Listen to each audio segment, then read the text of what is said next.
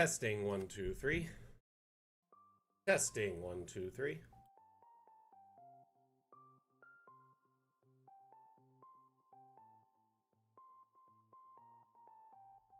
Random Ladybird, how are you? Welcome back.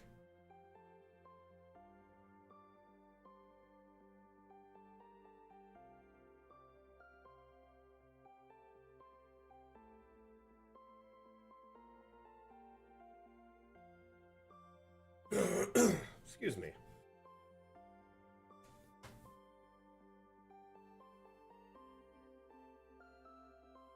Having all sorts of technical difficulties today. Why is my camera? Oh.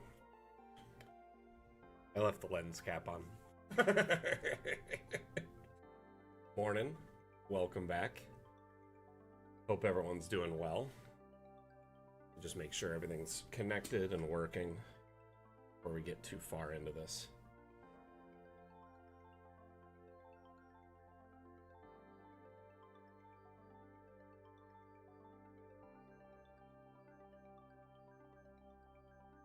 I've got Twitch. I have got TikTok. Nothing from Steam yet.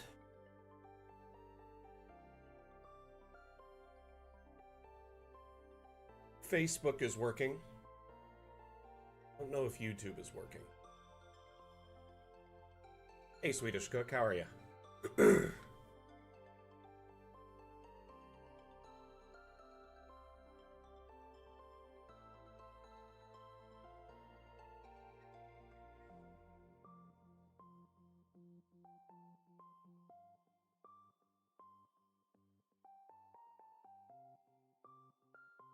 I am good. I am good. I'm a little off this morning. I slept in way more than I should have.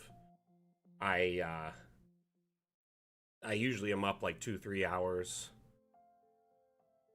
before the stream to make sure I'm up and about, usually several hours. Like, I'm up, at about 6 a.m. every morning. For some reason, I slept in till about 10:30 this morning. So I woke up in, like, scramble mode to get ready for stream, because it usually takes me, like a good hour and a half, 2 hours at least to set up the stream. So I had to rush it. Make sure I had enough time to get myself ready and the stream ready. So I apologize if I'm a little flustered at the moment. Steam is finally up. I'm going to refresh it because on my end it is. Oh, there we go. Steam is in fact up.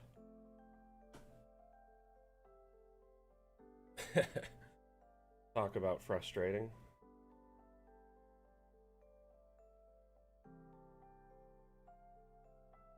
So, I just want to welcome you all back to the Damn Challenge stream. And for those that are new here, the Damn Challenge is a bi-weekly map making contest we host on our streams and on Discord. Essentially, we pick a theme. The current theme was Haunted. We had users enter, not users, community members enter for the last 2 weeks. And there were quite a few amazing entries. This is the winning entry from Lilandra. It is an amazing mage house. I guess it's a vampiric mage. Vampiric mage. How would you say that? Vampiric. Probably the second one. Like I said, I'm still very out of it. Kind of like I just woke up and I'm on my first coffee. So I apologize if I'm not all there. But anyway, throughout the stream, we're going to be showcasing maps, entries from the Damn Challenge. We're going to pick a new theme. And if any of you have any questions about the maps or Dungeon Alchemist, feel free to let me know, and I will do my best to assist you. Lilandra, congratulations. It is a pretty cool map. I think, it's pretty interesting, to say the least. I'm sure it took a lot of effort to get this shape just right. Excuse me.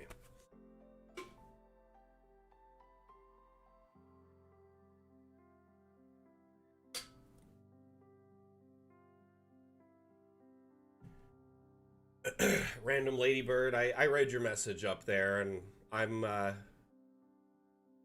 see what you've been up to. I'm, like, I remember, what you've been going through. So, needless to say, I'm glad you're back to gaming and that you've gotten most of that all sorted.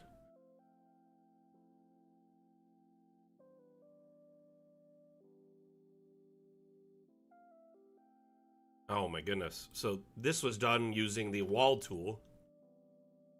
So I'd imagine this was quite a pain to get just right.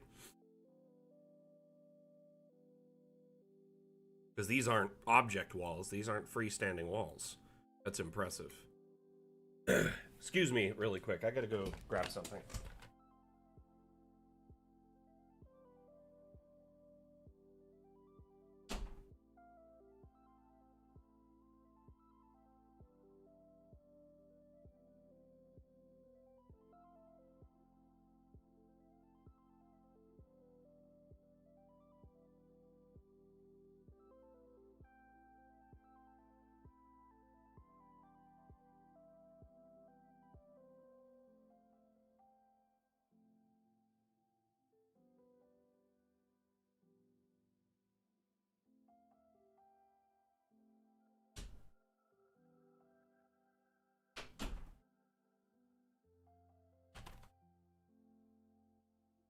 Excuse me, sorry about that.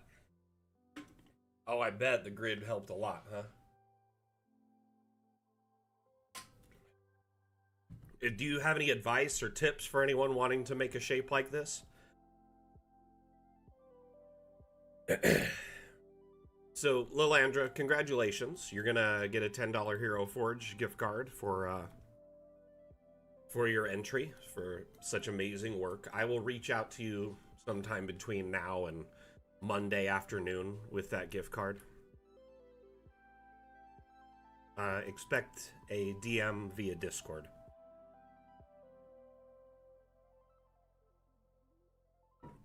And just a heads up to everyone here, every damn challenge, the winner gets a $10 Hero Forge gift card.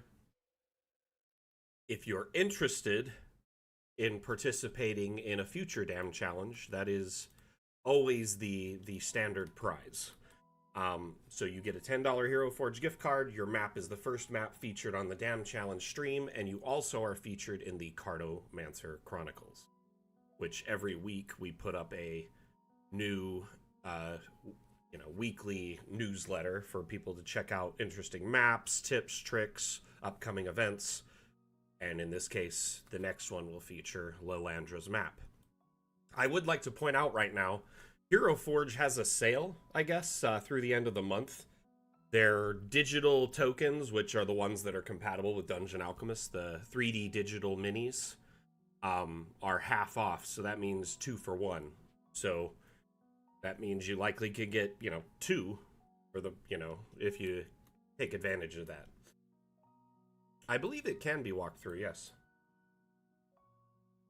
Let's drop a token here.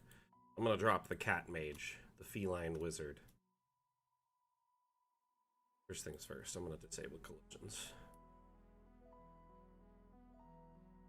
Hey, Sack, how are you, buddy?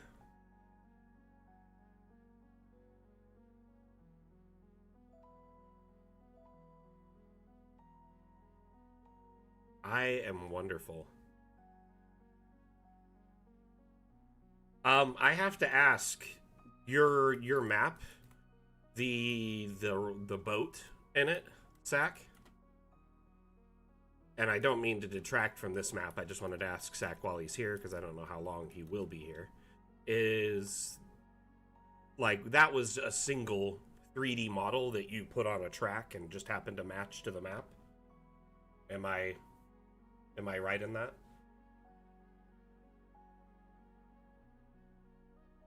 Kind of like a single animated asset that you put on a track of some sort? Like loops?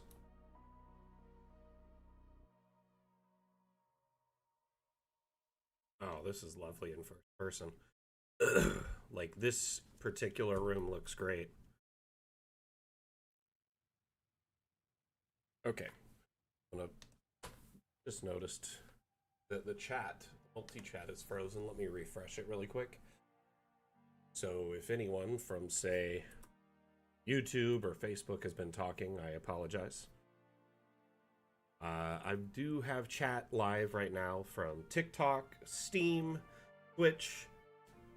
Oh, okay, we've got YouTube, we got Twitter, we've got Facebook. They all are connected again. I just had to refresh them. For some reason, they crashed.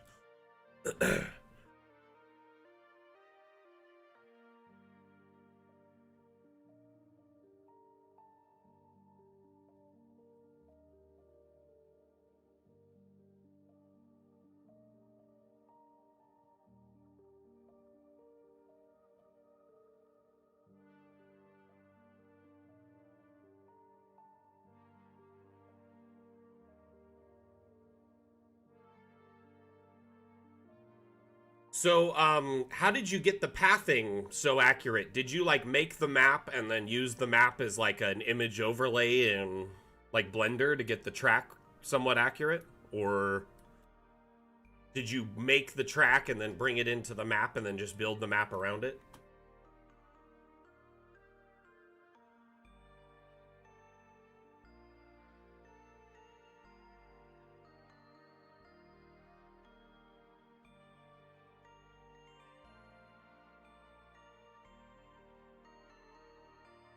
Hey, Mondu, how you doing, buddy?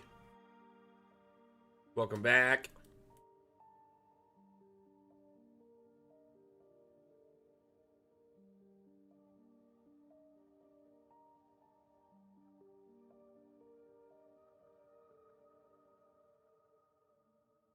Cool. So I kind of figured you did it one way or the other.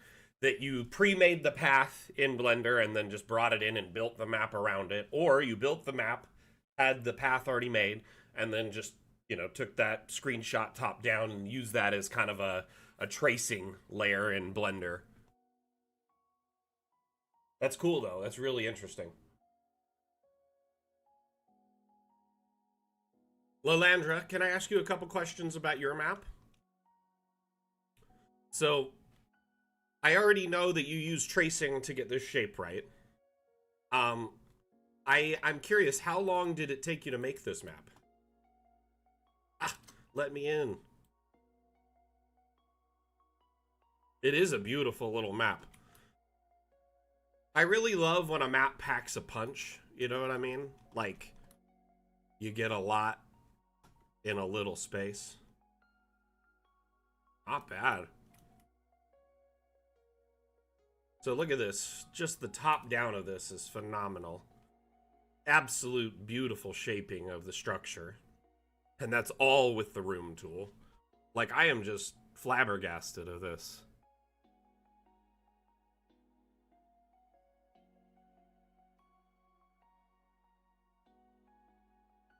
Be cool if we had stamps for like room shapes so people didn't have to like do a circle and it would just be like, here's a circle, now stretch it out. The lighting is beautiful, right? That's another key aspect of this. Really, really immersive lighting.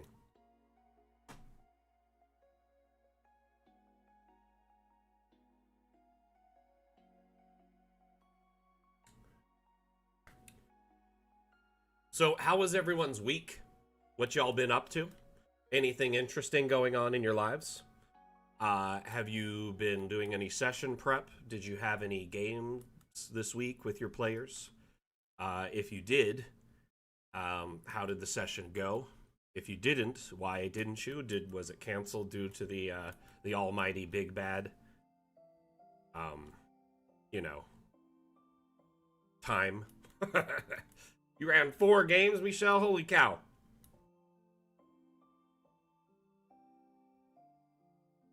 Used a lot of workshop lights in it. Nice.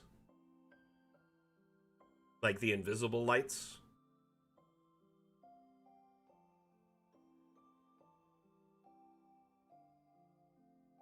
Scheduling conflicts is the biggest bad of all. Oh my gosh, a near party wipe?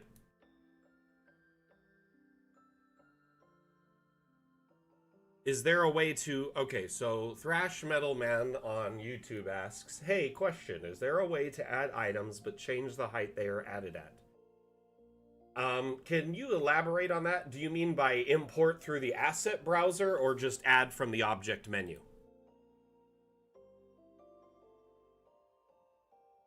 Did the one that survived happen to know how to cast Revivify? Or anything along those lines?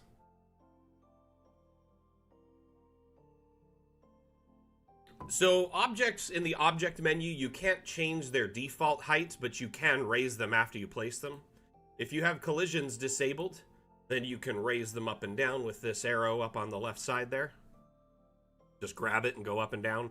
You see the visual like number there showing how high it is. I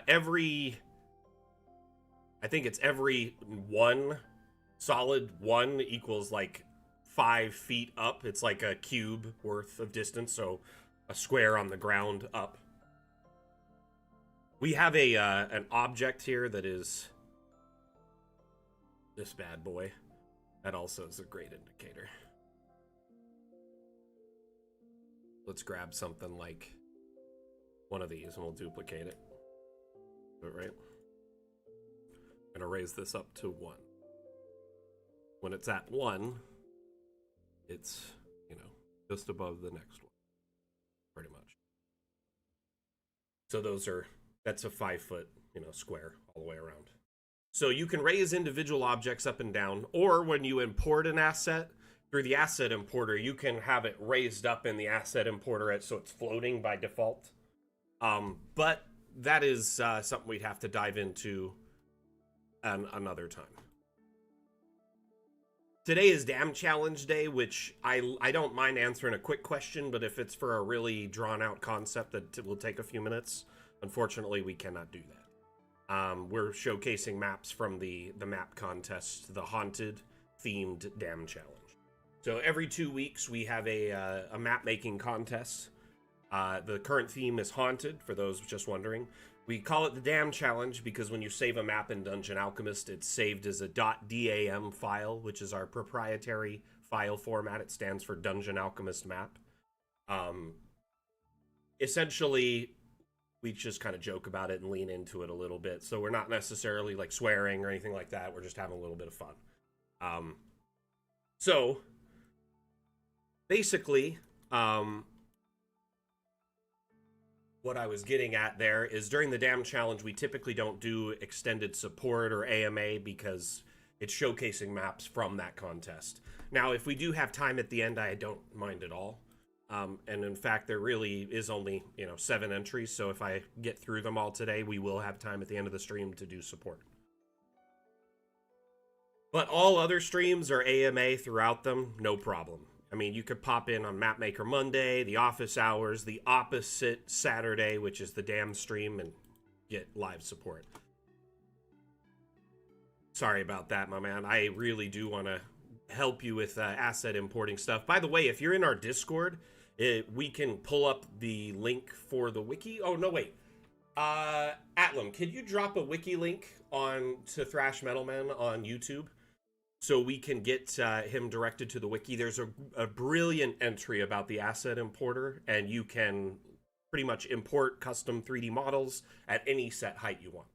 So that is the other option. But yeah, raising them just right in DA is the way to go. Saves you a bunch of time. Plus, if you raise an object up and copy it, every object you copy off of that is set to that height too. So it's very easy to mass do that. Anyway. To do that en masse. Excuse me. Really need to finish this coffee so I can wake up.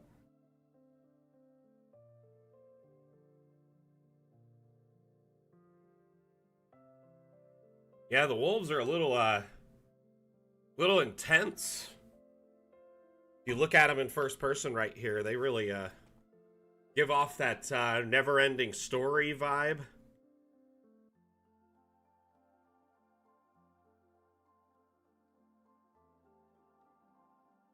The Nothing Wolf.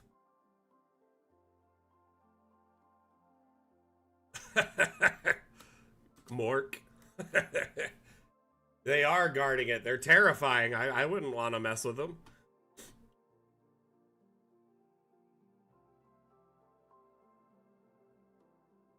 So, but yeah, Thrash Metal Man, you have a couple ways to approach it.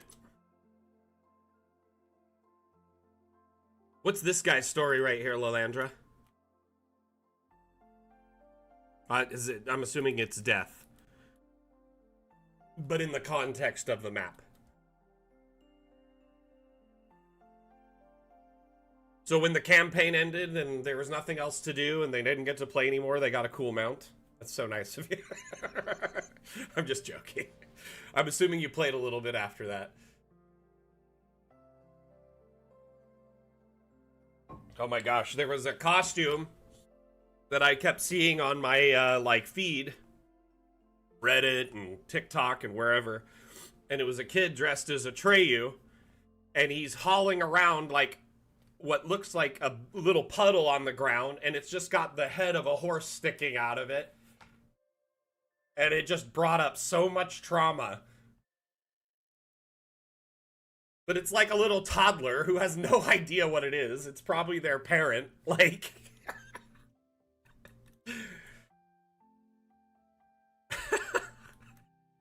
Honestly, like, I do feel like movies in the like late 80s, early 90s, they were really, really trying to like hurt kids.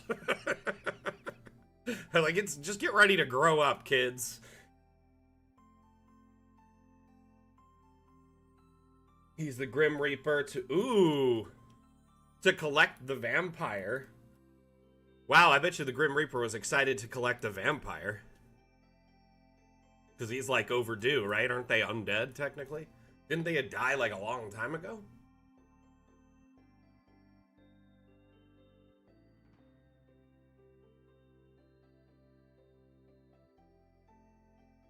Man, I bet Death really loves collecting on souls that have been like past due for a while. Like either someone who skirted death somehow with like magic or some kind of deal with a demon or became undead. They definitely like, oh, I bet he is just chomping at the bit to get at them.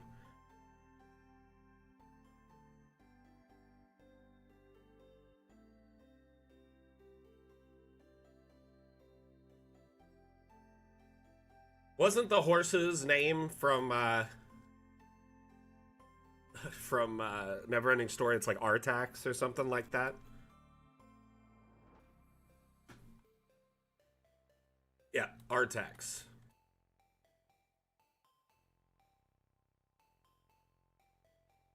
It's been a minute since I've seen the Neverending Story. We had a copy of it, but we lost it. I think it was at my mother-in-law's house and she like just gave away a bunch of her stuff randomly to everyone and went on like a random like road trip and decided to like upend her life. It was crazy. I don't know. She just kind of like disappeared. We ended up finding out she moved to Hawaii.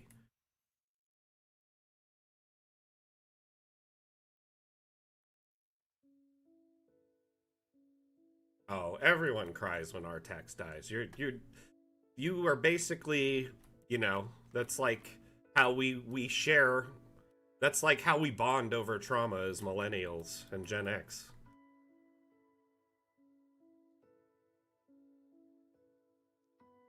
Dang, that's pretty cool, but that's also kind of like a crazy present. That's like getting an elephant as a present, you know what I mean? Like, it's probably a lot of work and money to maintain.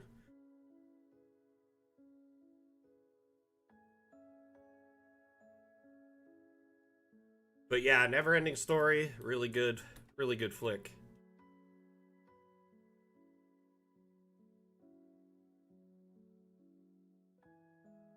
Oh, that's pretty dope. I'm assuming his stunt double probably, you know, knew horses and maybe had a horse farm or something or was familiar with them if he did all that stuff. That's pretty cool.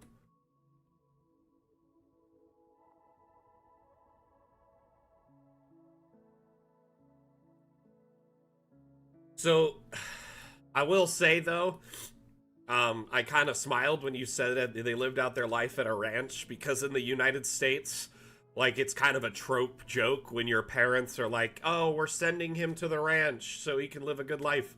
It's really like they put your dog to sleep or something. So, um, uh,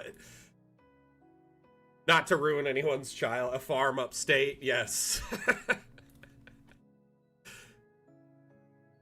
That's basically, yeah, that phrase. Honestly, I love everything about this map. The electricity, the lighting, the mood, and like the design. I love how every bit of the pinnacle is accessible, navigable. Really great design, Lilandra. I'm all about this. You did a great job.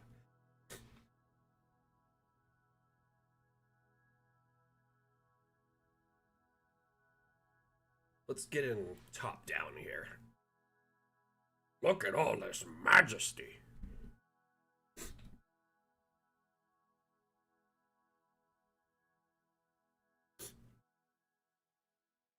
Gosh, my nose is running today. Give me 1 second. Ah.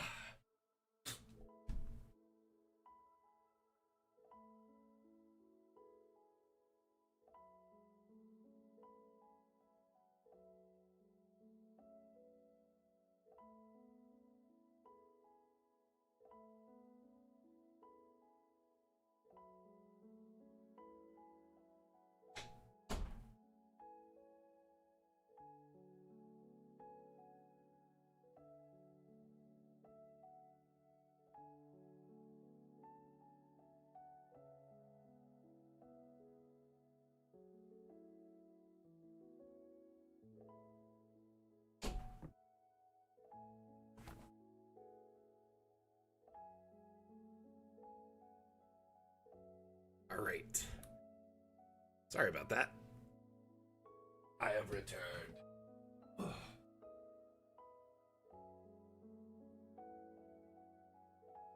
Just notice there's like a chair sitting off to the side of me.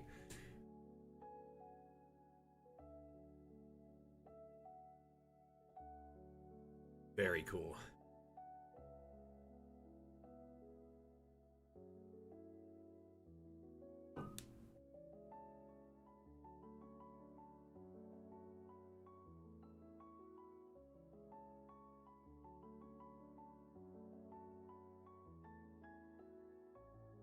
I definitely love the symmetry of the map. Like, just top to bottom, really beautiful map. Great lighting choice. I mean, look, if you shift the lighting on this, it's a drastically different map. Color it with a purple filter, green filter, teal filter. It really brings out the lighting in the map. I just love that these color filters can drastically change the map in just a few clicks.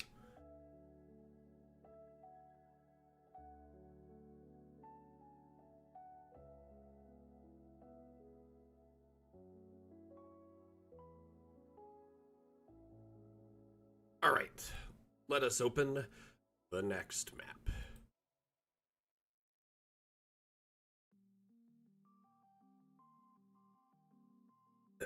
Let's open this bad boy. I was talking about this a little bit earlier, so I would love you guys and gals to see it. Oh, for sure, Eric, right? And the thing is I love that the light filters are available for that reason. You could take any map you have and drastically change it, you know, whether it's, you know, maybe it's like there's a fire or it's like a blood moon or, you know, any number of things happened. You know, it could be like they left and came back and like something happened to the area, or maybe some kind of magical effect. Any number of things could cause it. But in my opinion, just like adding red to a map can make it instantly feel more dangerous. Like you see that and you're like, oh my goodness.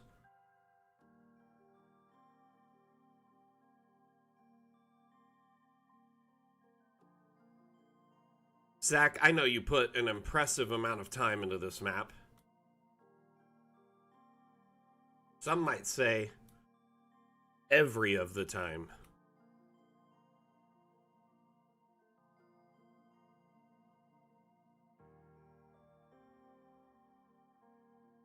Oh my goodness.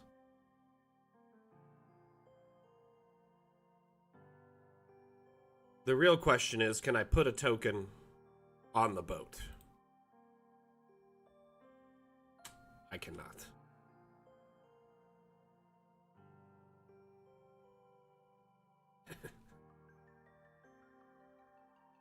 It's impressive.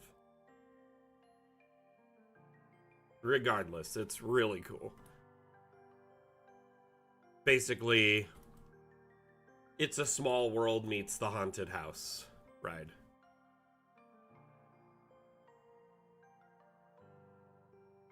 A world of laughter, a world of cheer. I don't want to sing much more.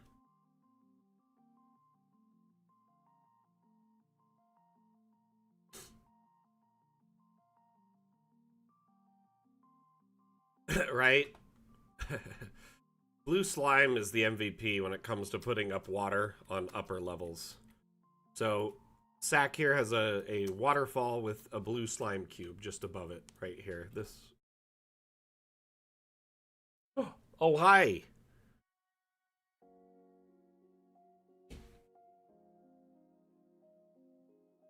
You needed a bath, so come here. I got you. Say bye, Mom.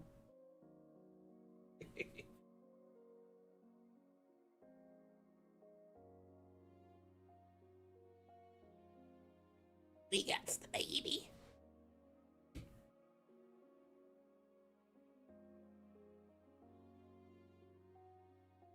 Oh my goodness. Can you pay attention here? What are you doing? He's just staring at the door waiting for Mom to come back.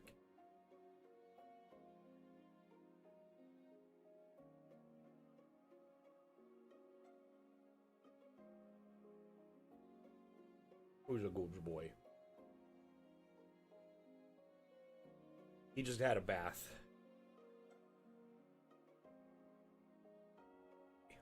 Okay. Can I convince you to look at the camera for 1 second?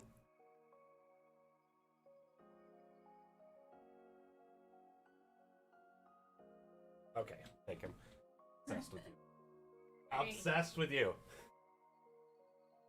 He is a cutie. He's just a mama's boy.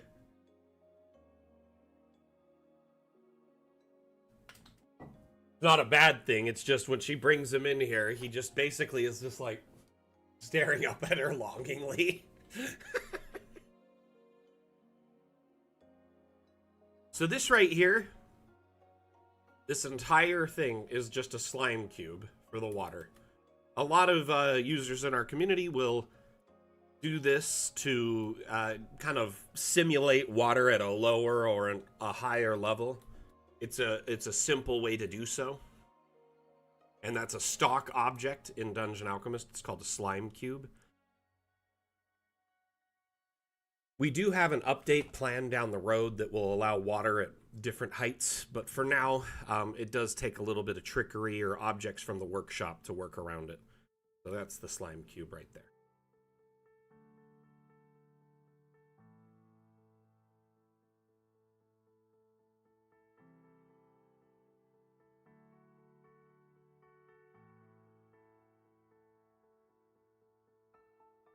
So I'm curious, why not, Zach? Because we do support animated tokens. Couldn't it technically do the same thing?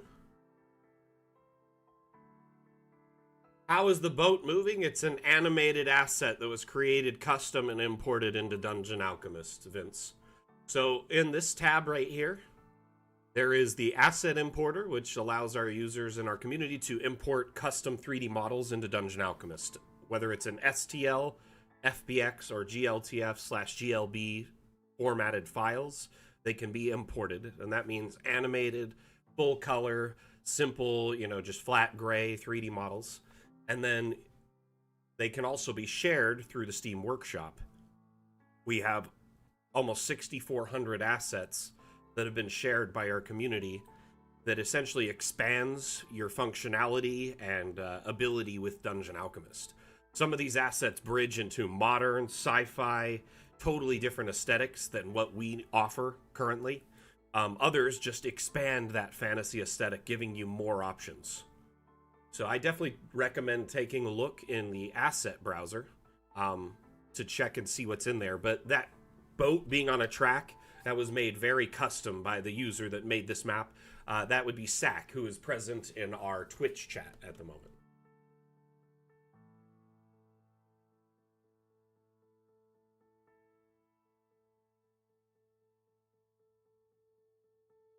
I mean, they'll move however they were programmed to. So in this case, we actually kind of discussed this a bit earlier, but what SAC did is he made the map and then he exported the image of the map and used it as a trace in Blender to make a track for the boat. So it would kind of follow a set path. Does that make sense?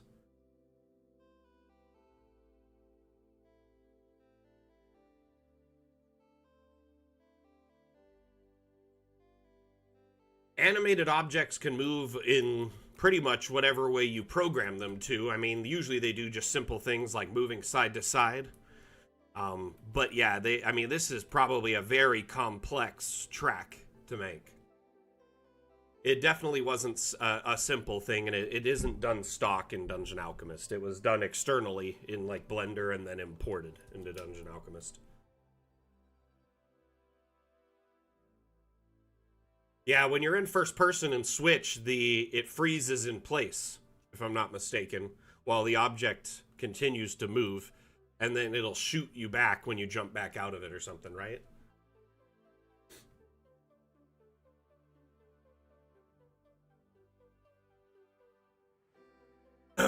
So this map here, as you progress through it, you have different aspects of what is a ride. I mean, yeah, kind of in essence, there's one kind of big, massive, invisible track, and then the boat is on top of it. Technically, the object is really just the boat, but the boat is animated to follow this path, and so it just moves around within that massive space.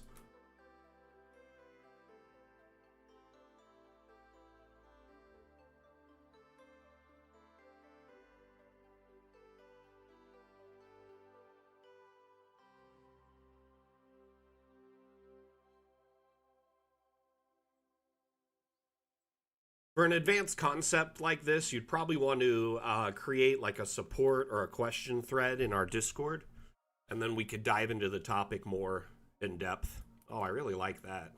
Just stacking up the spike walls.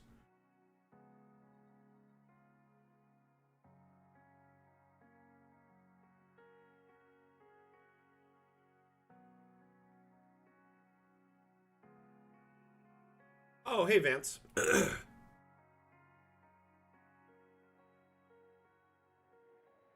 It's always good to kind of tie the names together, know who I'm talking to.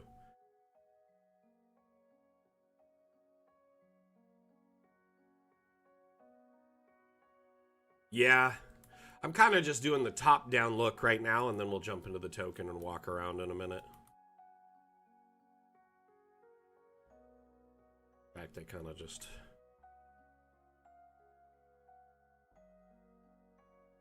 Darn it.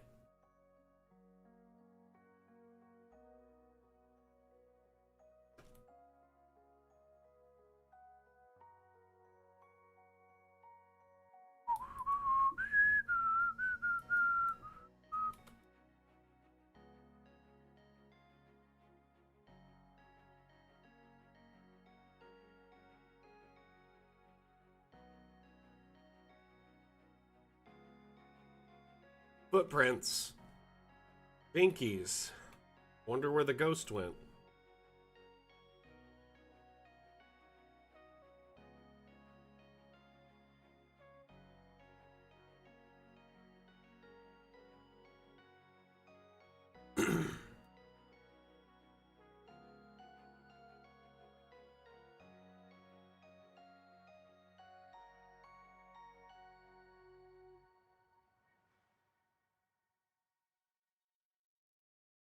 Eliza's much too large. I'm kind of terrified to pass her.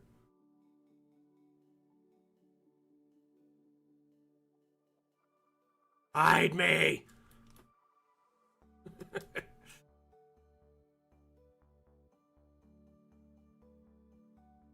That's a standard token, actually.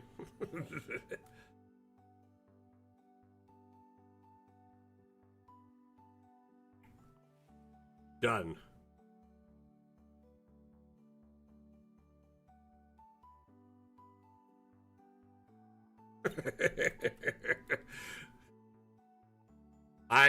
It's weird when you're when you are in the creator seat of a map. You can do all these weird things. Feels so strangely powerful. One of these days, huh? Oh, there she is again. She's hiding, ever watchful. Oh, I like the gargoyle up in the tree. I didn't notice that before. Really clean. Oh, and the eyes. Nice.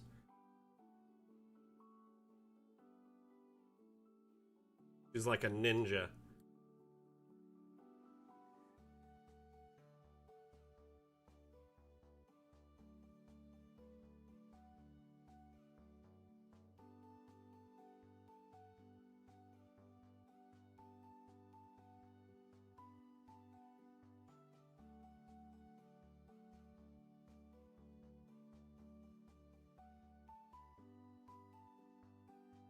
To be honest, with just low light like this, it looks great.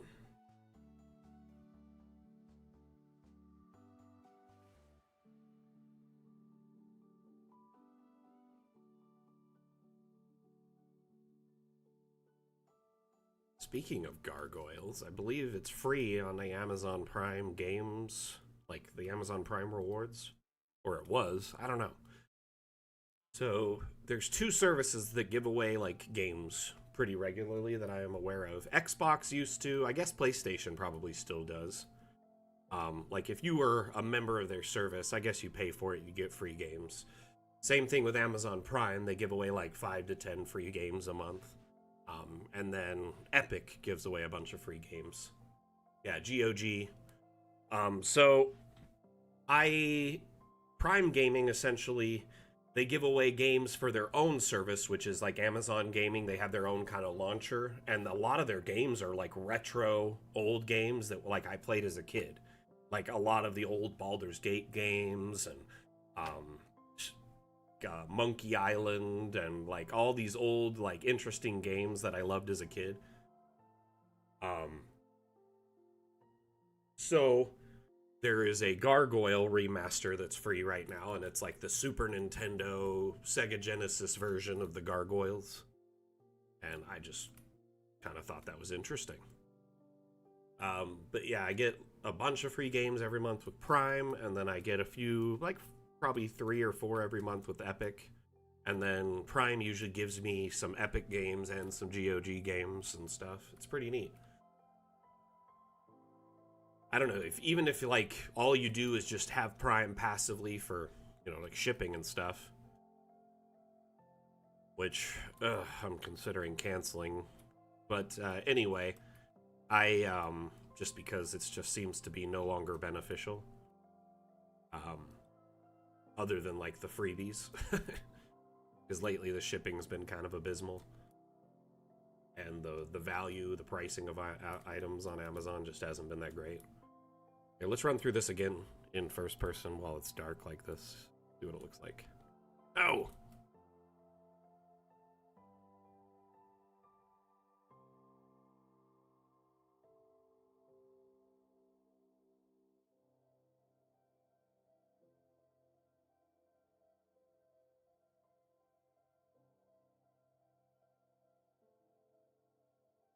Looks nice.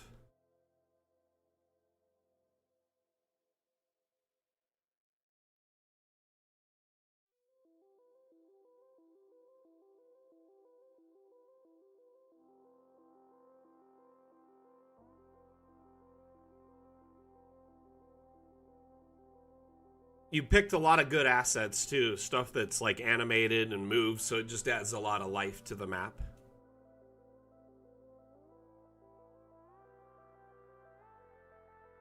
Caught up to the boat.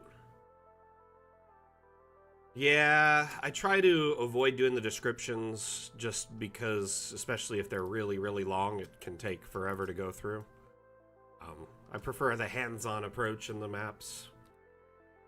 I typically only read the descriptions if the map maker isn't present or like I have no idea what's going on in the map. But I love those, dude. I think you did a great job. It's a fantastic map.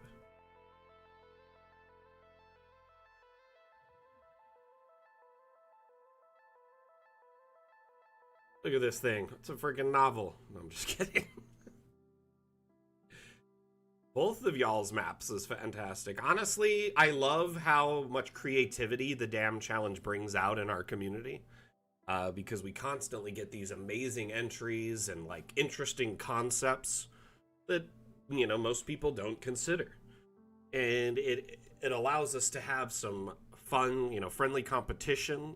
It pushes and progresses our community forward as a whole because we have these amazing maps on the workshop shared and anyone can access them and use them. Additionally, all these amazing new concepts and ideas are brought forward and people can learn from them. The most creative ideas and concepts tend to come out of the Damn Challenge.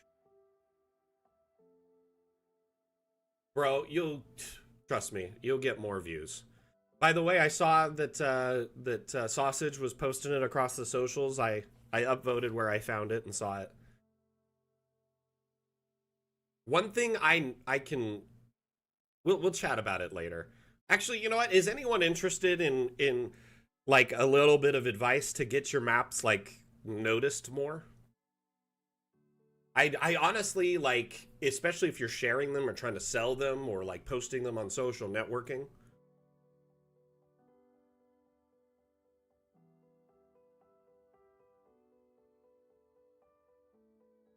If people are interested in it, I'll discuss it.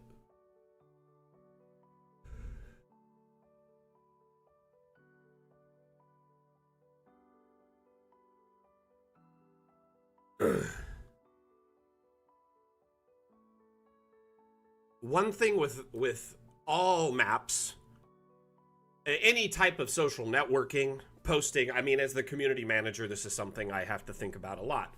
And it's presentation / curb appeal, right? So especially this day and age on the internet, you have like 2.5 seconds to grab someone's attention, and they'll, you know, in that 2.5 seconds, they'll decide if they want to stay or they're going to go, right?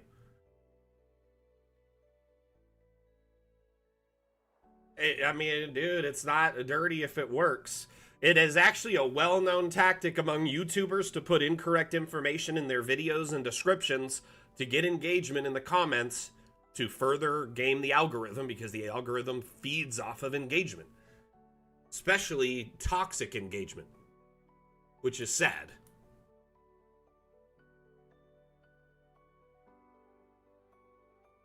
And this map is big. There's a lot of effects on it.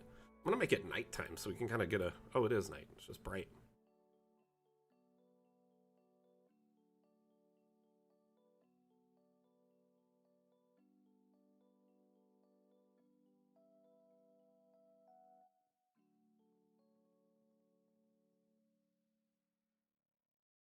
Okay, so first off, okay, a simple way to get engagement is to put incorrect information, whether it's incorrect spelling, description, something like that. So an example in the case of Sack, he misspelled rogue as rouge in one of his maps, okay? And it triggered Reddit to high heaven, okay?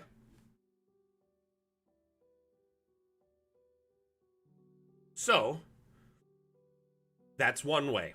Another way is really good close-up shots that get a good pan of the data. I find when you have big wide shots like this, people don't really look at them because they can't really see it without zooming in a ton on their phone. They're not going to do that. Very few people will do that. So you need to go in yourself and get the nice scenic shot that will get a very good emotional response. So more often than not, I'm in first person or the cinematic camera down at the ground level looking for one shot that's like that. Something like...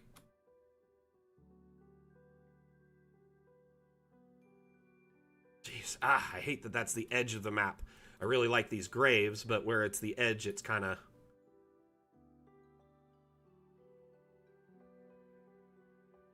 Well, you always need the top down, true. I'm not just talking about Reddit in general, by the way. This is just social networking as a wide net, okay? So, close-up shots, at least one or two, where you have, like, a cinematic angle that gives something more like a hook. You know what I mean?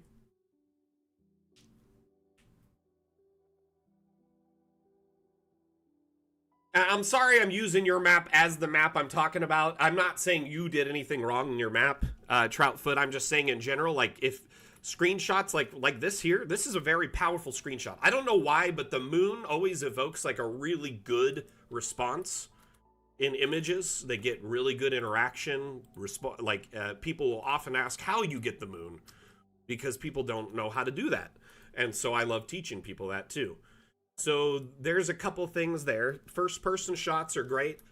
Your cinematic camera can really get you some different shots that the first person cannot. Really low to the ground, right? Like ground level. Or top down in specific areas. Like this is a great way to showcase the mine shafts. Like a nice little top down from here. So it's a nice close up, far closer than the export would be. And you could still see some interesting detail. Oh, no, I love your map, Troutfoot. I was not... Sorry, we started going into a topic, a sideways topic about how to share content. That was not in regards to your map. I just happened to be using your map and was showing examples using it. So, absolutely enjoy this map. I thought it was fantastic. Ooh, okay. Like this...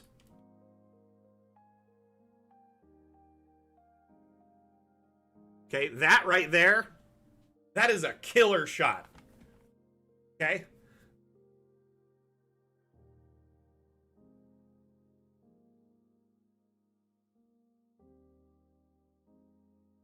Yeah, I would say definitely always have the top down in like map sharing Reddits, because the viewers there want the map with a grid on it, right? That's usually the main thing.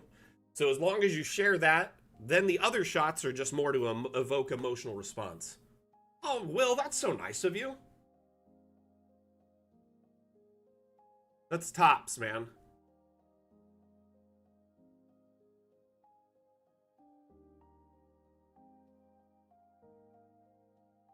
No, I like what you're saying there.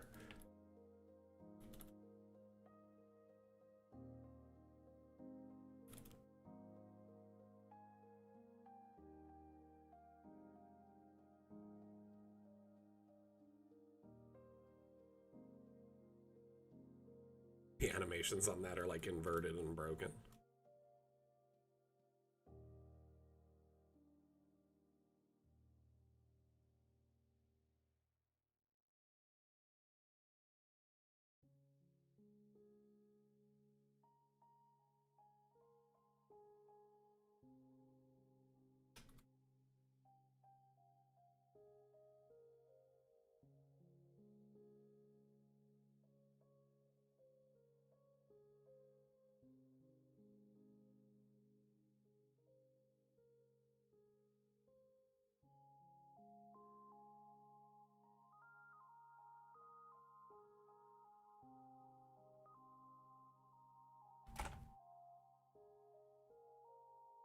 Look at that.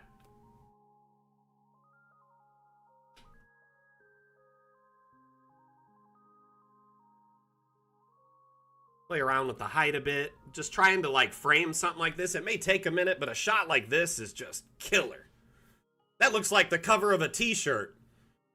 You know those ones with the 3 wolves on it? Like Dwight Schrute would wear?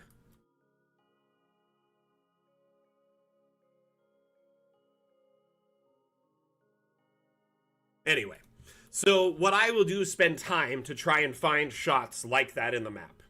And trust me, if you can find just one, it will go over very well interactive-wise. I will say a shortcut is putting the moon in the shot. It tends to work really well. You'll notice my posts now will have, you'll see, oh, Max posts have moons in them a lot. Now that you can't unsee it. I'll try and do it less now. Move the ruins, these ruins?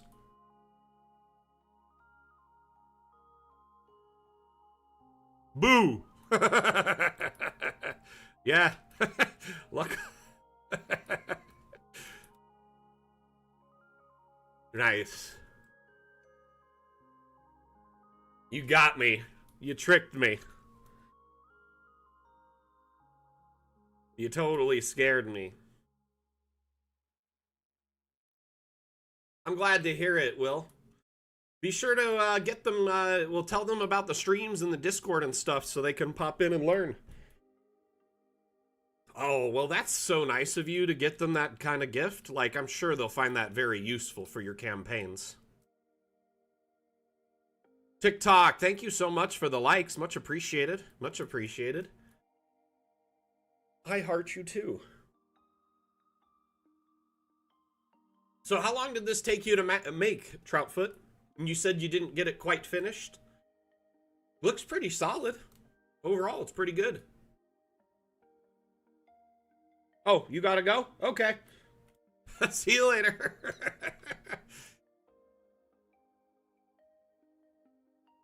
About 5 hours? Nice. Well, hey, you have a wonderful day. We'll talk later. Okay, on to the next.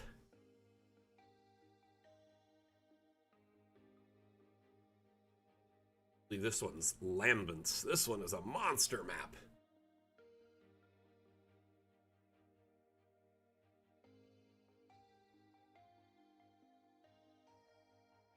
I don't know what it is, but a snow map that like is like either some like remote place where they're like mining, or like a maybe like a remote bay, or possibly like a very like quiet snowed in like cemetery. I don't know why, but those three places just seem like the peak place to be around when there's snow for some reason in a fantasy setting. This map is absolutely insane. It's beautiful. Well done. And there's a lot going on in it. Jared Thorne, thank you for the follow. Much appreciated. Over on the TikTok.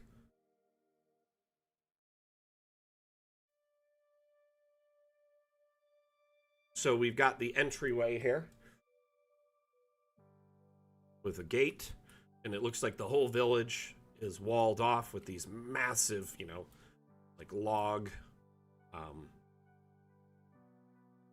like kind of battlements, I guess you could call them, palisade, in this case, palisade walls.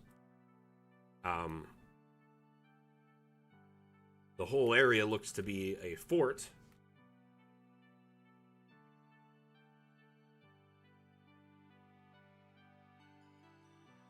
How are you using it, Mondu? So you have, you know, training areas, barracks. Looks like this is where the soldiers' bunks are, i.e. barracks and mess hall. And their various gear. But this is a nice, like, well-organized fort. Looks like they're tanning some stuff over here.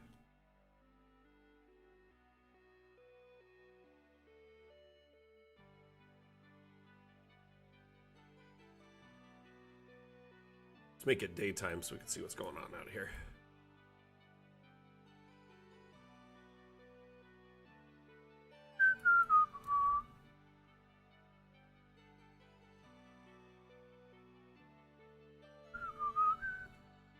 And up here you have a little graveyard with some sort of entrance into a crypt.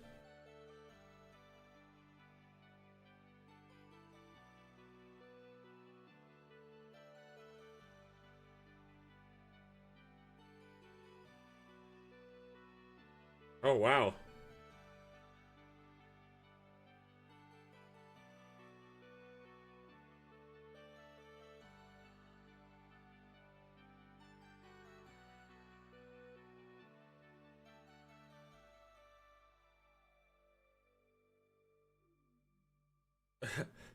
Dang. That's crazy. Look at that. They've got a little cave there with some meats, which makes sense because, like, you know, the weather, the temperature would probably be consistent in there, and there's probably a lack of bugs and other things inside, so. Yeah, for sure. It looks like it took forever doing this. Still, thank goodness for disabling collisions, right? But yeah, that path looks something else. Took some time. The farm looks interesting too. It's a big fort. Let's take a look in the top down. So back to those tips. Really good screenshots. Like a wide shot like this of the map is nice, but ultimately it's going to be hard to draw people into something like this. So I always like to share a much closer shot of different areas, either a first person or a zoomed in shot of the map in a tighter, spread of it, so it's not just this massive zoomed out thing with speckles on it. The other one, like we talked about, trying to get people engaged by just using like misspelling or, saying something that is just like slightly incorrect. You're not trying to be like, sharing false information or lying. It's more or less just like misspelling something. So people will be like, you spelled that wrong. And then that comment gives you more interaction. Yeah, it is called clickbaiting. The other one is consistent posting. So if you post really regularly across your platforms, wherever you're at, say 2 to 3 times a week, you're more likely to be noticed and boosted in the algorithms of those various, platforms. So for instance, TikTok likes if you post daily. Others, Instagram, it's like once a day, twice a day. Varies from platform to platform, but the more you post, the more likely you are to be kind of boosted in their algorithm. Some platforms use hashtags still pretty regularly. I get mixed reviews on hashtags on Twitter because I think a lot of people kind of have blinders to them now. They used to be more beneficial, but a lot of people don't really use them as much. But newer services like Blue Sky, for instance, Threads, hashtags work really well on those services because it's the best way to coagulate communities on those services at this time. I have been using Blue Sky a little bit the last few months, and we have grown a lot on that platform. Went from 0 to nearly, 300 followers just organically in a couple of months. And that's not doing any giveaways. That's not, it's just posting once a day or every other day on there. The other thing to help is casting a wide net. Variety in your content, variety in where you post is a great idea nowadays, especially with social networking. You don't want all your eggs in one basket. It's a bad idea to, I used to stream a lot for myself on, my own channel, and I was building a brand on a stream site called Mixer. And I learned firsthand how bad it is to put all your eggs in one basket. I was streaming there successfully 40-something hours a week. I was a partnered streamer. I was actually doing really well for myself. It was like a side hustle that had turned into a business. And Microsoft owned the Mixer, stream site, and they essentially just up and pulled the plug one day. There was no warning, just without reason, just decided to gone. So my, work there of like 15,000 followers, hundreds of subscribers, my schedule of people following me and knowing where to find me, it was just done. And so I built up a community in a place where, after a month, or it just disappeared and no one could find me anymore. So I definitely recommend, if you are a streamer, a content creator, make sure you're in several places so people can find you and know where you are if, maybe your account gets shut down or lost for whatever reason. Maybe someone hacked your account, or your account got shut down for being reported, or, falsely flagged for whatever reason, and you just lose it. Or maybe they shut down the service. You never know. Anyway, so especially if you're a content creator online, it's a good idea to be in several spaces. So you are building simultaneously. One may do well, that's great. Make that a primary focus, but still do the others. Let's see here. What other tips can I get to get your stuff noticed? Maps. Follow trends of what's popular, especially, in the gaming community, pop culture. Follow trends in D&D memes, etc., and start making maps to match those trends. So if there's a popular pop culture thing, make a map that matches that, like a tribute map. If there's a popular D&D meme, that make a map that goes with that, and then post it and be like, oh, I made this map because I was inspired by this meme. If there is a, like a popular scene in a D&D setting or Pathfinder, make that map and share it. Maps that are well known, scenes that are well known, references to older video games, Skyrim, Zelda, pop culture TV shows, etc. Maps of those things will get noticed. Mainly because you get the crossover benefit of the people who already enjoy those things. My most successful maps have been my maps that were like tributes to other things. Oh yeah, that's another. I'm not even done sharing advice here. You're gonna put time and effort into things that don't get noticed once in a while, or even more frequently than you expect. And that's just the nature of the internet and algorithmic presence. Unfortunately, not every post is going to be the absolute success you think it will be or want it to be. Some posts you'll put very little effort into and they'll blow up and you don't understand why, whereas others you'll put tons of effort into and they don't go anywhere. And that's nothing against you as a content creator. That's just the nature of the beast.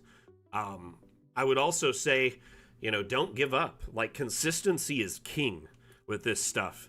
If you're constantly posting and continually sharing content and building new maps, more often than not, that will continually, keep you growing. If people know they can come to you every week and find a new map or see your stuff posted frequently, they will do it. Like if you post every Monday a new map or every Friday a new map with consistency, most likely, yeah, you will grow around that consistency. Think of like TV shows and like Monday Night Football and in sports. Like a lot of times it's broadcasted at the same time of week on the same day. They do that for a reason, so they can capitalize on a viewership. The other thing too is, as a content creator, you can become your own worst enemy in a lot of different ways. There's like imposter syndrome. You'll be like, oh, people won't like my work. But the reality of it is more often than not, people will enjoy and be positive about your work. There's going to be haters. And honestly, if you're getting haters, that's usually a good sign. Haters mean you're doing something that, people are envious of. They hate you because they ain't you. You know what I mean? Or they just don't have an understanding of what you're doing.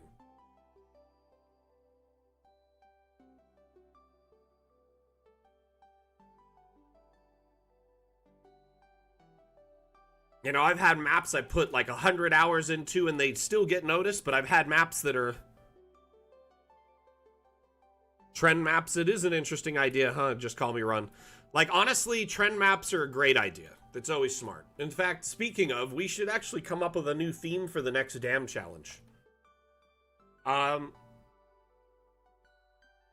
So I would recommend that us as a community, we kind of start giving suggestions for our next theme.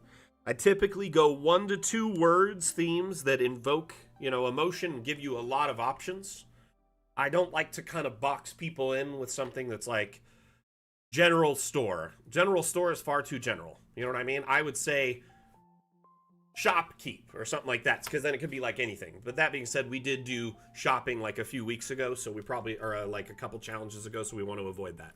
The last 2 we did were around the Halloween month. We did Ghost Town and Haunted, so it brought out a lot of interesting entries that went along those themes.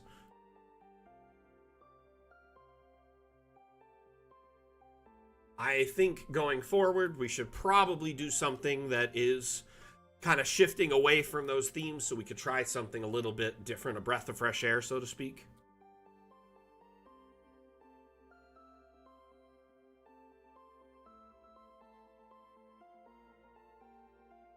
Village scale, what do you mean? You know, like a forced perspective?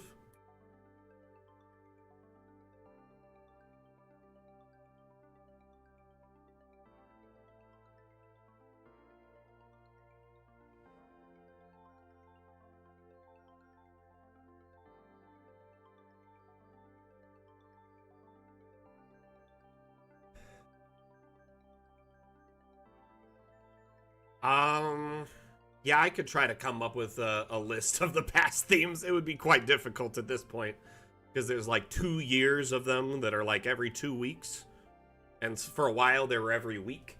There was a lot of themes. But the thing is I don't mind repeating them every once in a while because we have new people joining the challenge and our community at all times. Like every week we have new people joining. But um the like we've repeated a few different ones like harvest and some that are themed around the holidays and stuff like that. So I definitely don't mind repeats happening. The big problem is if they're a repeat within like a month or two of each other. That's the only issue. I really like to space it out. Winter Wonderland is actually a theme we've done before, so that's surprising. But yeah, we could. I mean, we're getting into November, right? State Fair, Village Life Festival, Mission Impossible. We've got some interesting ones.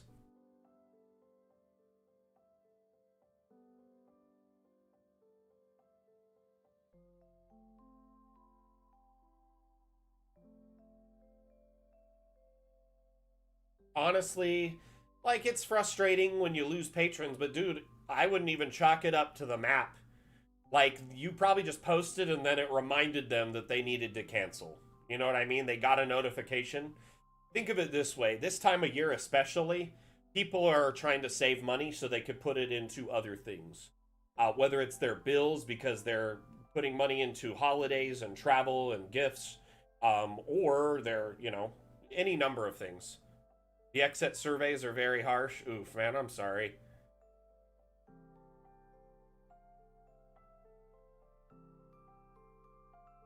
Here's the thing, like I worked retail for like 10 years, right? And when I did that, you would see market trends constantly, right? And especially this time of year, people wouldn't come into the store and they would hold off their general shopping and wait for sales days like the day after Thanksgiving, right? So, or they would come in and window shop and waste a ton of your time and then come back later, or they just buy it online because they get the information from you in the store and then go shop online. And so, like, you offering a niche product will actually set you apart, right? You're offering a niche custom product, Zach. Exit interviews, I mean, you're not gonna be able to impress or make everyone happy. At the end of the day, you that's something that just with the internet, not everyone's gonna appreciate your style or enjoy what you're offering, or you may grow apart from your patrons or viewers over time, just because you have varied opinions and styles that you may be growing or changing, and it's something that they may not appreciate. I'm sorry if they're being harsh about it. That's kind of rude at the end of the day. But I realized as a content creator a long time ago, you're never going to be able to make everyone 100% happy. There's always going to be someone that's like, oh, why wasn't this made specifically just for me on the internet, or why did you do that, or why didn't you do this, or you know what I mean? And so I learned a long time ago to when I'm sharing my content online or being a streamer, I have to have a bit of a thick skin because everyone wants to be a critic on the internet to everyone that's sharing. There's a lot of people who have no problem critiquing those who share and put themselves out there and put effort and time into ideas and concepts and art. And they, don't mind tearing those down, but they wouldn't do it themselves. Like, go out of their way to put in the effort and share the content. You know what I mean? It's frustrating, to say the least. But I honestly, Zach, I know you're an amazing content creator. You build amazing, amazing maps. Like, seriously, you are a very talented cartographer. I wouldn't ever let it get you down.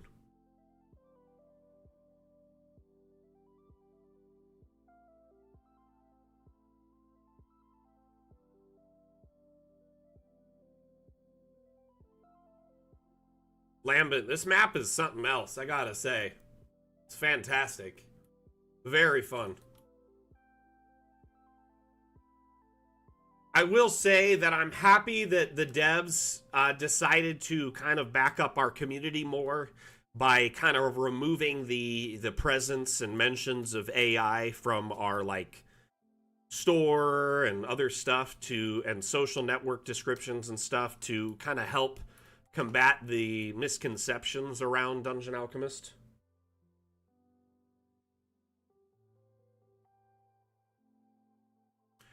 I hope that this house, or what are you talking about? Behind?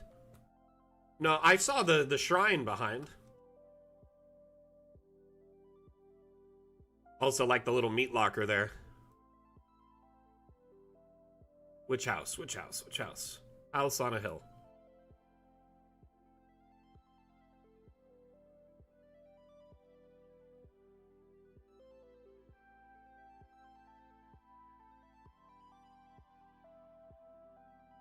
Ah, I see it.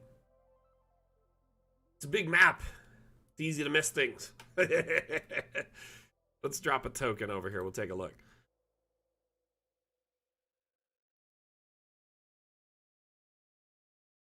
Oh, we got some just kind of ruins here.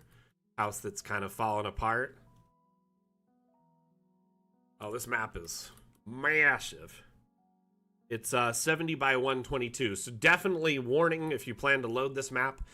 Make sure you have DA in low settings before you load this map up, and nothing else open. It is a tank of a map.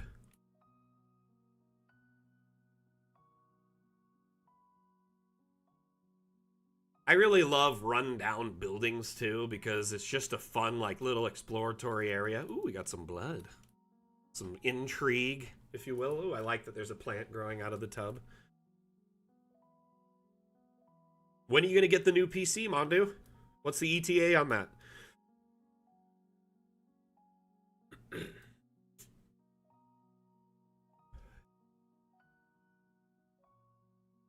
Very cool, Lambent.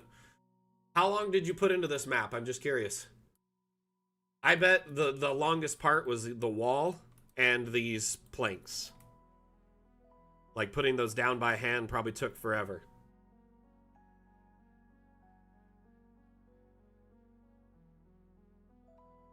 This is my token there. I put that there.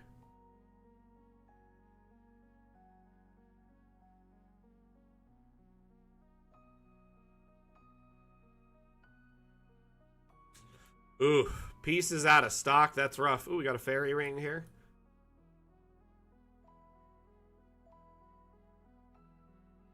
Yeah, this is definitely akin to the hammers in the mine type thing. This probably took you, oh, I mean, you got all the abstracts, all the underneath, all the log ends. This is probably the most time-consuming part, I bet. The custom temple assets? Really? Huh.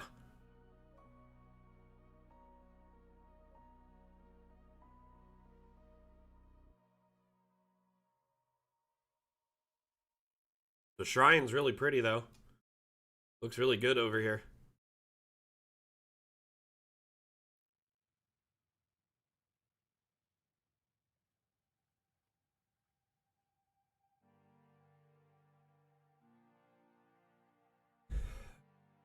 Took so much time because the patterns are complicated.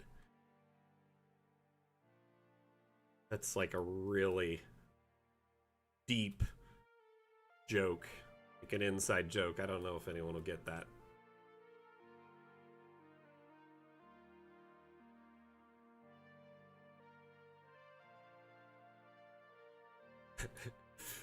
I honestly, there's like very few steps between I think you should leave fans. Typically it's like 5 degrees of Kevin Bacon or whatever, 6 degrees of Kevin Bacon.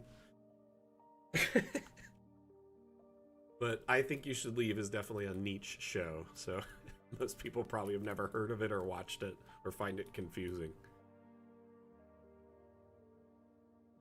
6 degrees, right? That's what it is. So there's like this theory or like thing that says there's 6 steps between you and someone like famous, like Kevin Bacon or a billionaire. You know someone who knows someone who knows someone who knows someone that like knows that person. It's really basic math though too, because like I read the other day, I don't know how true this is, that if there was like a free-for-all, like a bracket battle between everyone on Earth, and you just got paired up with someone, and you fought in pairings one at a time until you were the last man standing or whatever, last woman standing, it would be like only like 32 fights or something like that. Something like that. I don't know. I don't know how true that is. Everyone in the world would just have to go through like, or like the final bracket would be down to that many fights. I don't know how true that is. It sounds insane. 32, 33 bits. We hit the edge of the matrix. Oh my goodness. Okay, let's go to a next map. Thank you, Lambert, for sharing this thing. It's absolutely impressive. Seriously.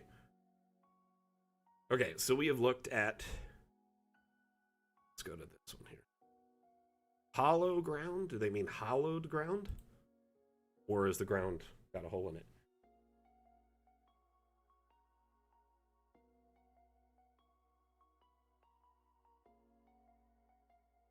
Apparently the winner would only have to win like something like 33 times in a row though, which is crazy considering how many billions of people there are on the planet.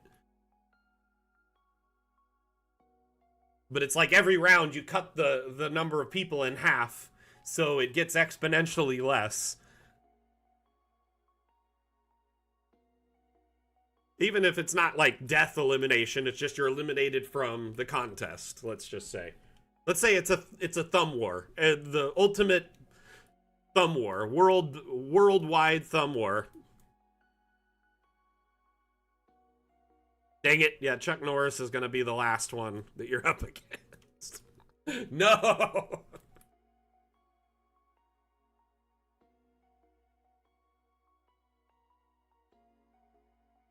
Oh, this is great. Nice verticality over here. I'm sure those stairs weren't easy to set up. Probably took a minute. Let's take a walk through the map, shall we? Let's see here.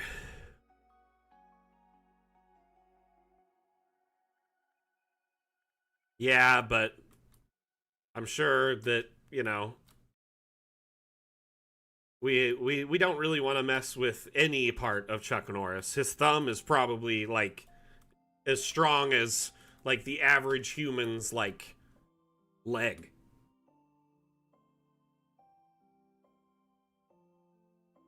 Oh, that's awesome.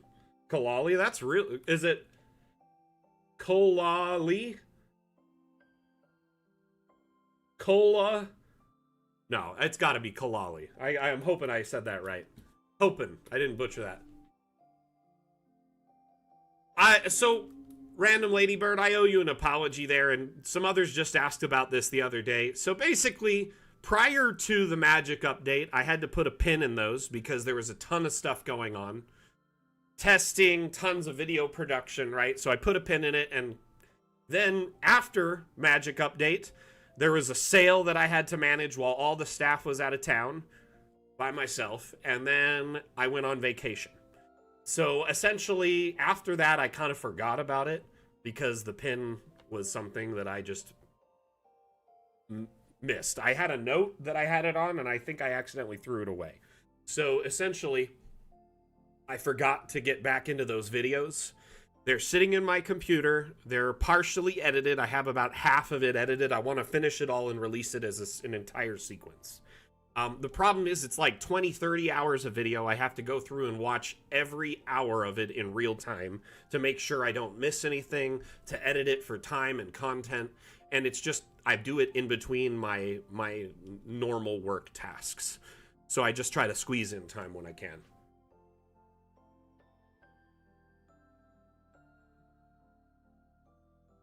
So basically, This was asked like last week, hey, Mac, what's going on with that? And I had just forgotten about it up until that point. So I had been this last week squeezing in time here and there. I worked on it for a couple of hours this last week. I'm hoping to finish it all up probably in the next 2-3 weeks. Feast could work pretty well. I know we did Harvest recently, so I probably want to avoid that.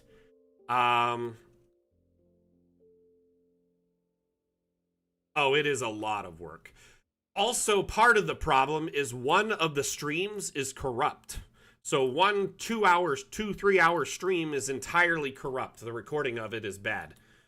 So I basically have to work around that, which I'm sure that's problematic if you want to learn that, portion of it. Myself and Asmodeus knew this when we were working on it. And Asmodeus kind of squoze some of that content into the next one, but it's kind of shortcutted. So essentially, it's like a synopsis, like a quick, brief skip over the previous 2 hours.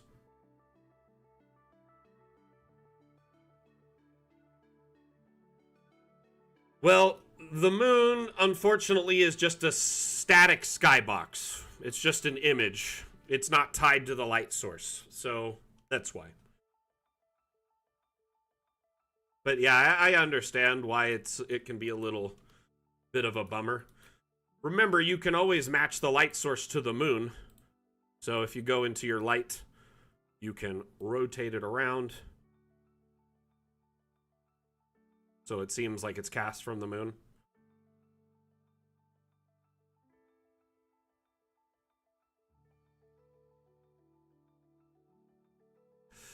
You would think it'd be easy to rotate the skybox, but it's not necessarily an expertise thing of our devs. In fact, they've only ever made 2 of them, and when they made them, it was their first time ever making them. So I'm sure with time we'll get improvements and adjustments to the skybox, but for now, saying something is easy is usually easier said than done. A lot of times things in development, people often think it's just like we're just preventing it with a few clicks or something, like we're just locking it away. And I do want to point out that when we're in early access, a lot of things we do are pretty much all by hand. We're making the tools that we implement sometimes, and like for instance, the round room, the dynamic adjustments for doors and windows and the walls itself was something we had to develop from scratch. But anyway, I hope that didn't come across as abrasive there. Ultimately, I think with time it'll likely be added. It's probably just something that's not a priority at the moment. It would be great, maybe in Tricks and Traps or before we leave early access, if the lighting was tied to the light source in the sky.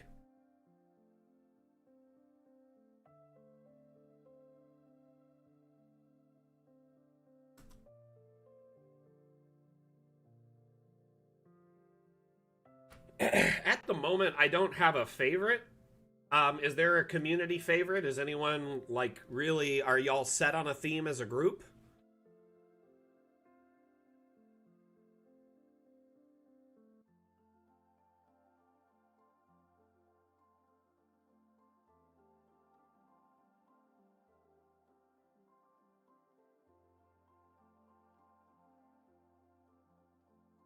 I think with time, we'll likely add more skyboxes and tools to better immerse the skyboxes. Link them to the lighting, possibly add weather effects and things like that, so you can add more versatility and diversity to your maps.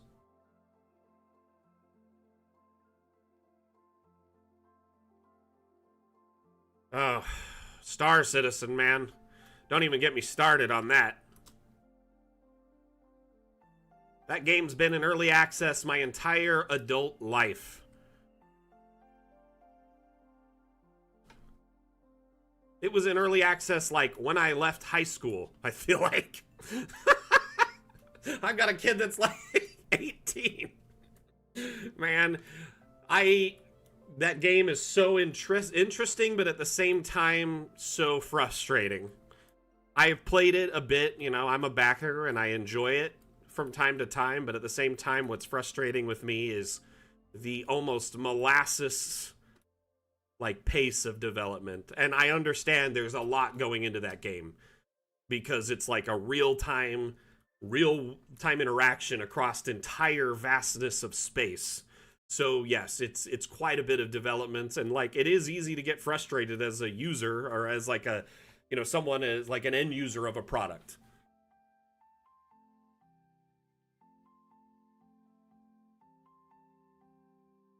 But ultimately, like I understand all too well, and I'm just the community manager. I don't do any development. At most, I do testing and I gather feedback from our community. Like when we get close to like launching a new update, they'll send me a build and I am told to try and break it. So I will spend hours playing with the build, filming in it, testing it, looking through it, seeing if I can find bugs, visual, text, like, misspelling or anything broken. And trust me, I am really good at bug testing. I find lots of bugs. But that's about all I do with development, to be honest with you. The devs do a lot more than I do, obviously. I mostly just interact with our community, take your feedback, and pass it on to them. But suggestions like that, Lambent, is a good one. Matching the skybox to the lighting would be ideal. Especially now that we're going to have more control and separate indoor, outdoor ambient lighting, it would make more sense.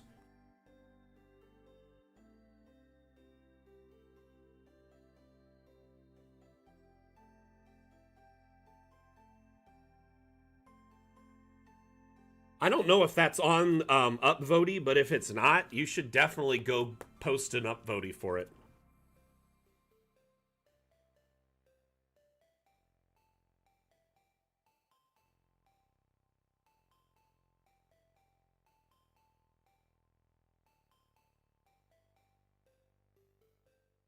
Attach light source to skybox so the sun and moon rotates with the light.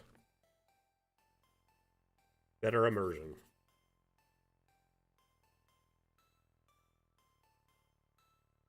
Okay. By the way, well, and the thing is the end user, the like our community, anybody who buys a game or a piece of software, they get the easiest front end version of it, right, where everything's designed to be like click and play, or as simple as possible. And a lot of times the conception is, oh, it should be it's click and play on the development side too, when in reality you're making almost everything from scratch. Even if you are using an engine, the engine is really only just like a foundation for, the entirety of the product. So Lambent, what kind of stuff do you develop, if I may ask? I'm just curious. This right here is a very good shot. The moon in the background.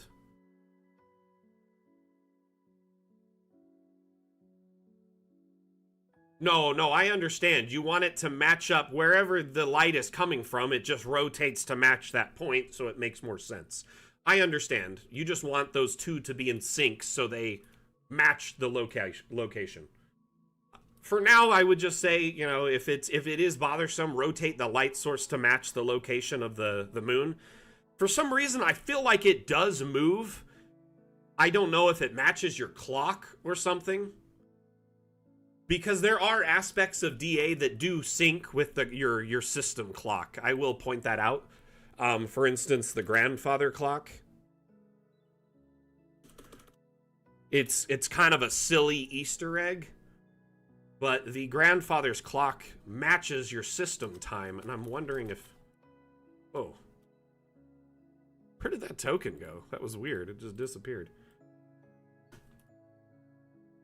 So if you look at this here, it is, it's 1:35 in Vegas. Guess what time this clock is?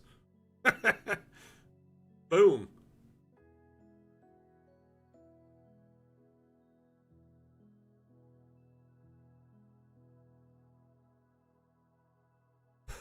I mean, you can still get it to a relevant position. So you have the time of day, obviously, brightness, right? But you have a relative light position. Notice how it's changing and the shadows are changing to adjust. So it is possible to get it somewhat matching. But yeah, I agree. It's not a perfect or elegant solution. Not the time where you are 0 out of 10 IGN. Oh my gosh, the best review from IGN was when they couldn't get through the tutorial on Cuphead, and they were like, this game's broken. There was some reviewer, was it GameSpot? Some big Game Informer. The reviewer couldn't get through the tutorial of Cuphead.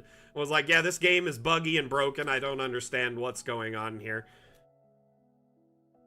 0 out of 10. And then the developers were like, this game is actually kind of hard. Even the tutorial, it's really designed to be a meat grinder. So we'll show you how to do the tutorial.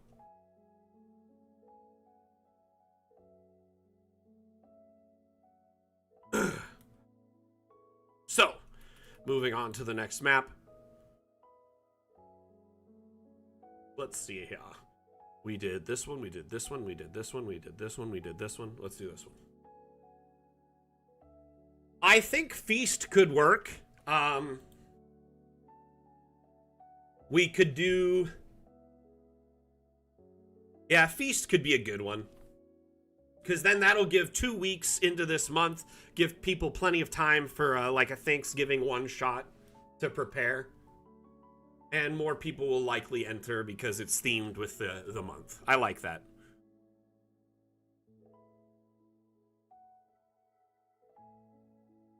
Nice little cemetery we got here.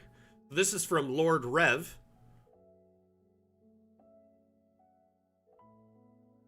Let's drop a token in.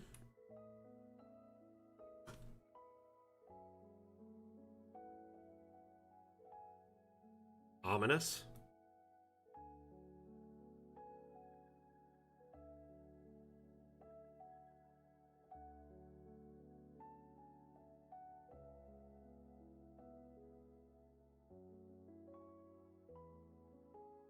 I've been in this cemetery 5 seconds, and it's already incredibly intriguing and terrifying. This looks like something from, Diablo. Like one of those, the Diablo games. Like, the cemeteries are just loaded with skeletons and zombies, constantly popping out of the ground.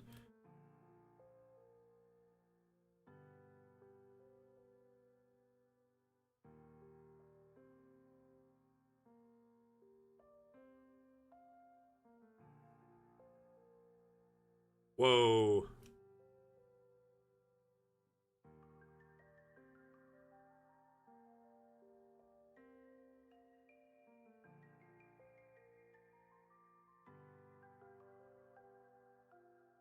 The magic circle, really impressive setup with the smoke and the candles. Really adds to the allure.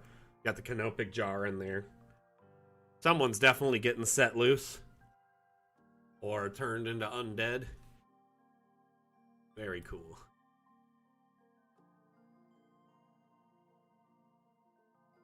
I will bring it up with Wim, though, to see, hey, can we get more skybox options, and can we have the skybox better linked to the light source, so it's a little bit more immersive?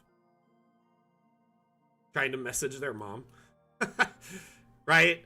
They're, just setting themselves up for 4 seasons of disaster and hurt.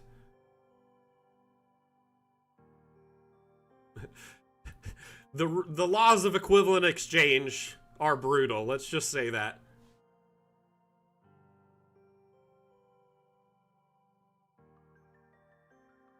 I will say this, Lambent. You can, if you can make skyboxes, you can make them and import them through the asset importer and use, custom ones. There's been quite a few actually imported through the asset importer already. It's a great way to kind of fill the void while you're waiting for us to make more options or better options. Some of these are even animated. And if you've made some and imported them for local use, I would love it if you shared them on the workshop so others could get benefit from them. It would be awesome.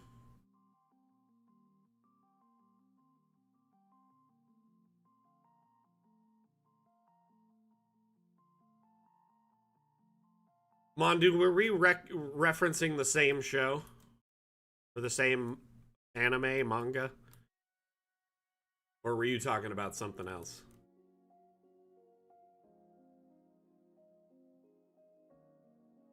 Because I was talking about Full Metal Alchemist.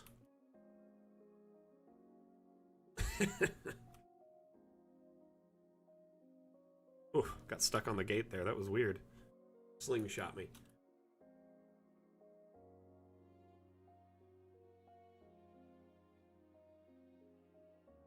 Ah, gotcha.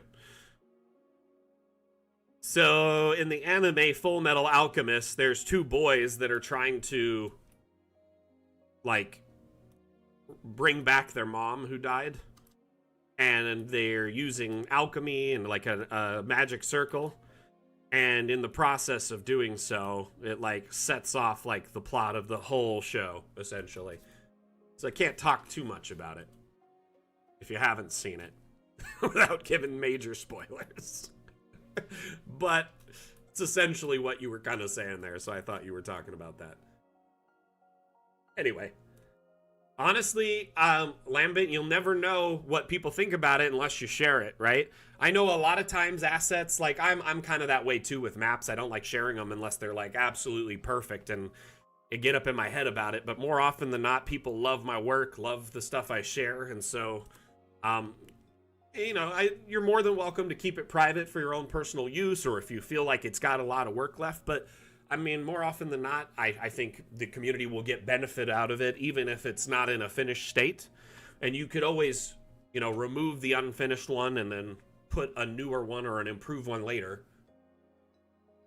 Oh, you do know the plot? Sorry, I didn't know. Not everyone's seen it, surprisingly.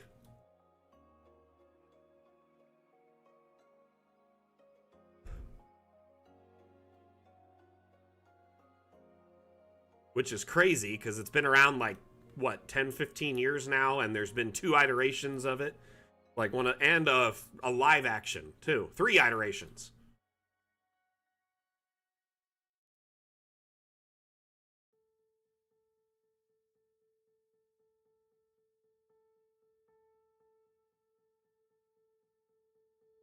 Okay, beautiful little graveyard. Love that it's just seemingly creepy and alive. There's a lot of activity. Looks like she just woke everything up. Is there a cloud cover skybox? Yes.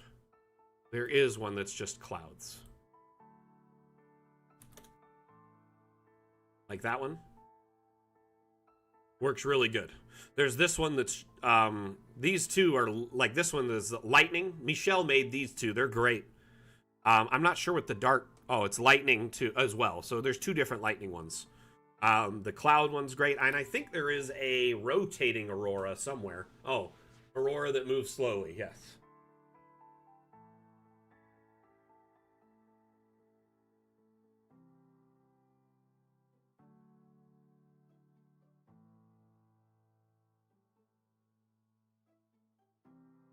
I really love how the workshop can be like a band-aid for a lot of issues that are like things that are lacking in Dungeon Alchemist at the moment. And I don't use it as like an excuse or anything. It's just awesome how if there's something missing, more often than not, it can be solved with the asset importer.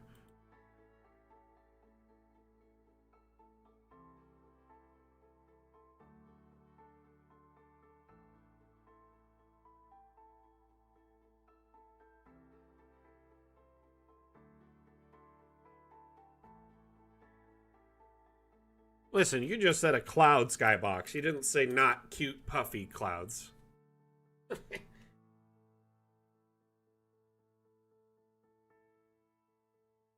Honestly, hasn't there been like a lot of auroras lately? Like a ton?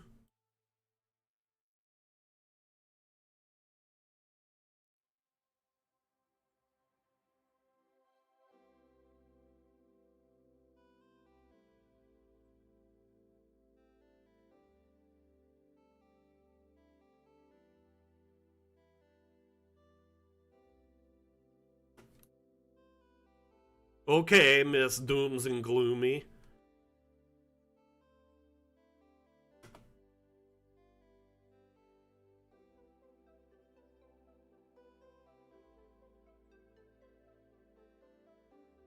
think that's a nice little addition to the map. So I think we're going to go with Feast for the Dam Challenge theme.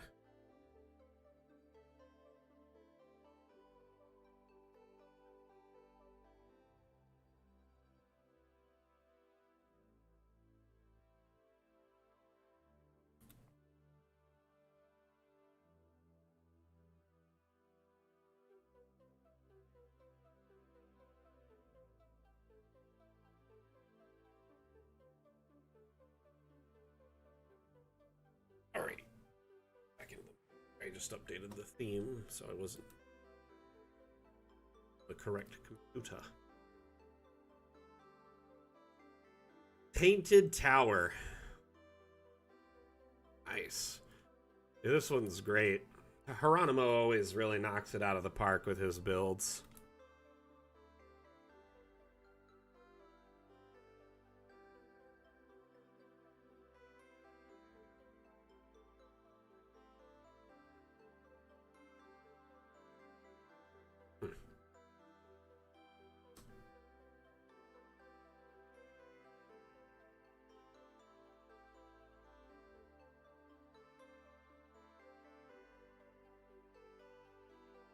Where's that path lead? Interesting.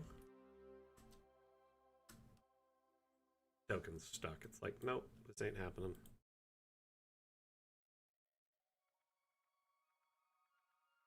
Like paths all over this place. Ah!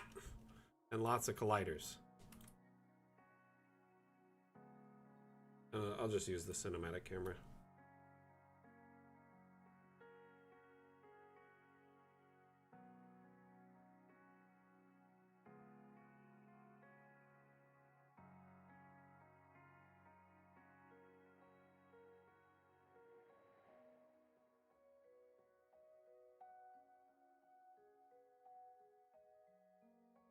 It'd be great.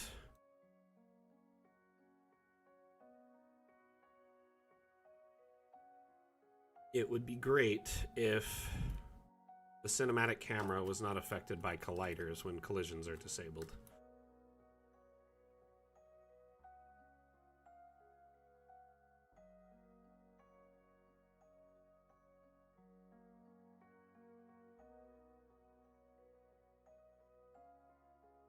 That way you could, you know, fly through things more unrestricted.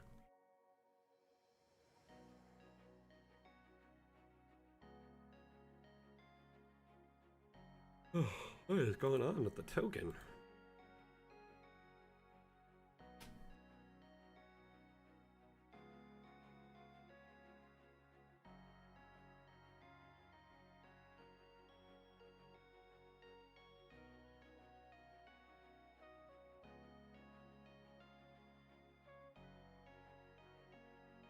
Very cool in here.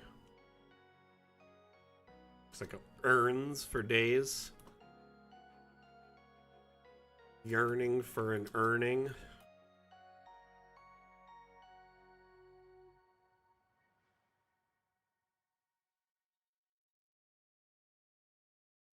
Navigable. Like that's kind of a secret way in.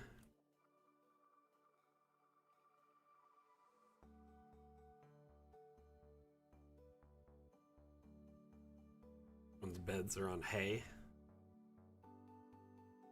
Rough. It's gotta be itchy.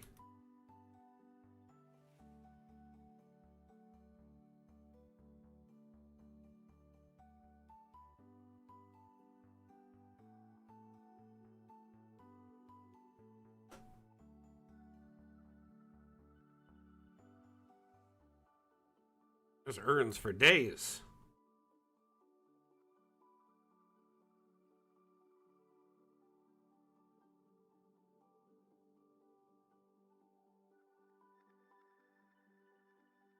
And we got Ghost Riders up here hanging out.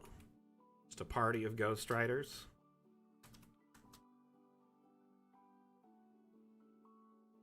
Ceiling collider of some sort.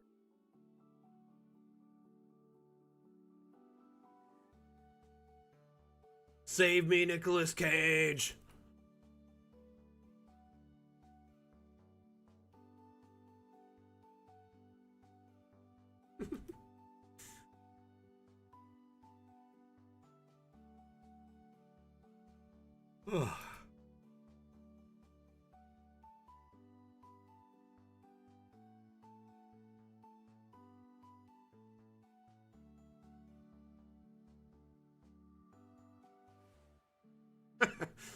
Right?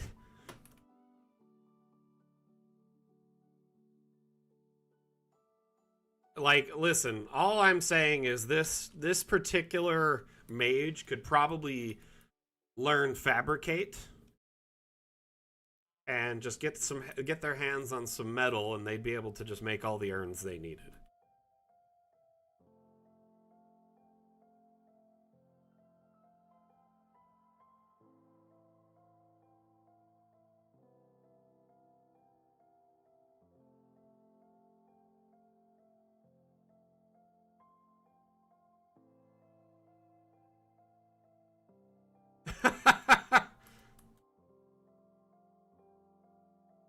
It looks like that's the armory.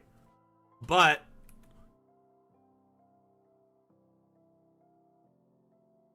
it makes a funerary urn again, or else it gets the hose again.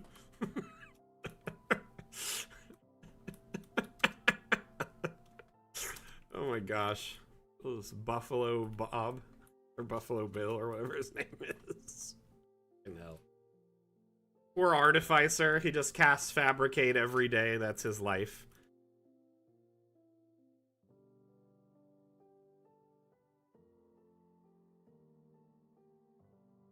His name is Ernie.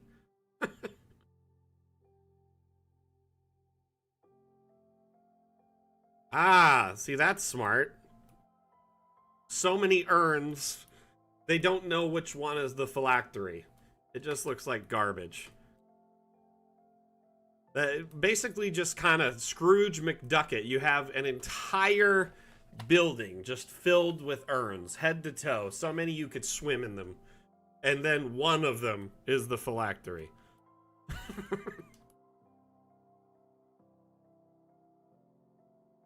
Just destroy the entire building. Solved.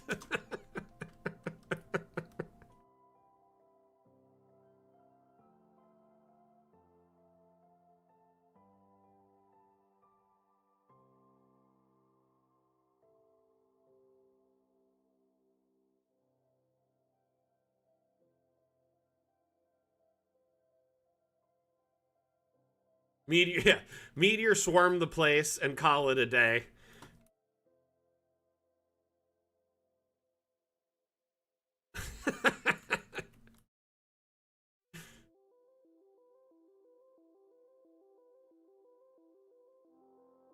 If you are even suspicious that any of these urns might be a phylactery, then just nuke it from high orbit and call it a day.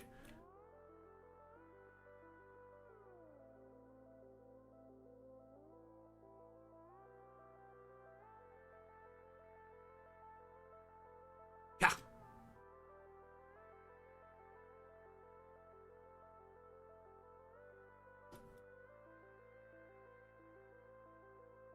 By the way, I have a teaser that I shared on the stream the other day that some of you may not have seen if you were missed out on our office hours stream. Would any of you like to see a teaser showcasing multi-level from our next update? It's obviously very much beta, alpha, work in progress footage, so it's not perfect, but it is a neat kind of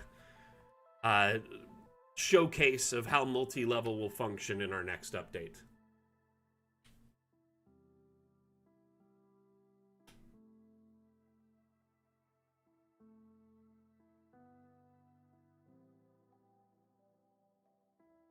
Cool. I'll look. Give me 1 second to pull that up. I believe this is the last map for the day, so... Yeah, it is. Pretty sure. Let's just double check the workshop and make sure we're done with maps. That was the first one. Okay. Yep, we showed all of them. Fantastic. I'm glad we were able to. So if anyone has any support inquiries or questions today before we wrap up, feel free to drop them in chat and I'll try and cover that before the stream ends. And in the interim, I'm going to pull up some teasers from the Fun with Objects update.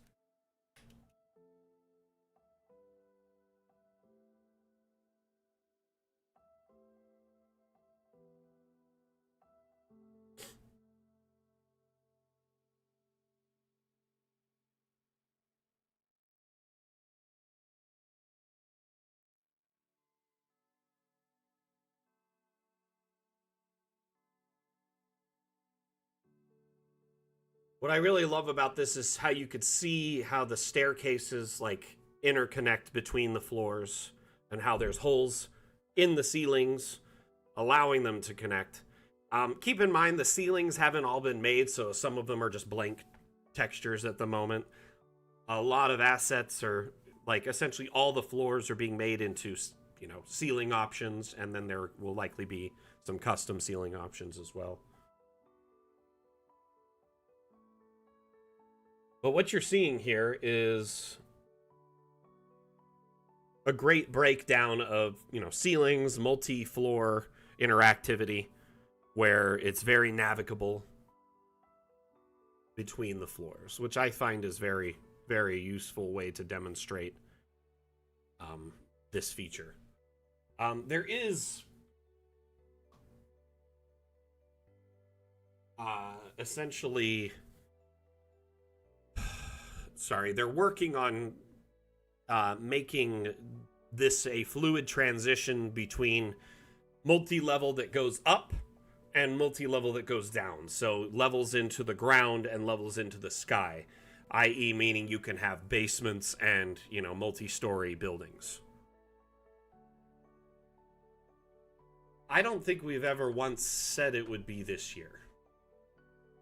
I don't recall saying that myself.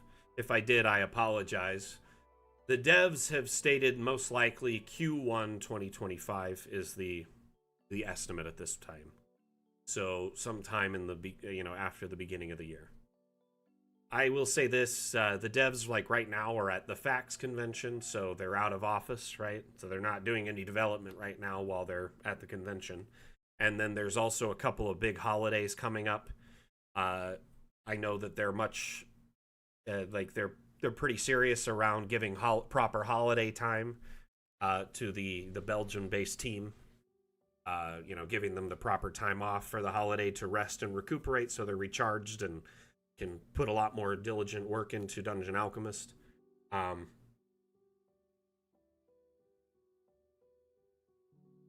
Yeah, honestly, I don't recall ever saying that it would be before the end of the year, but if I have at any point, I apologize.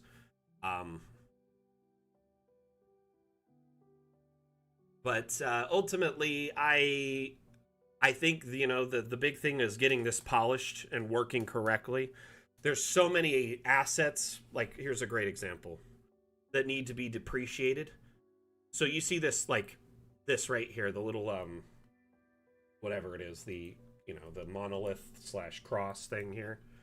It's clearly cutting into the ceiling above it.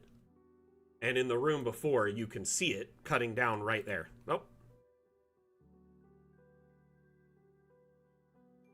Kind of in the black smoke there. This piece right here is that cross cutting through the floor below it, right? So we have to go through every asset and depreciate them and make sure they function with multi-level. We have to make ceilings. We have to make sure that stairs cut into the rooms above them correctly. We're working on balconies. We're working on making sure every pillar functions correctly. So essentially, hundreds of thousands of assets have to be changed to adjust to this. It's a lot of work. It is taking a lot of time, and I think that's the major, you know, kind of time sink in this update.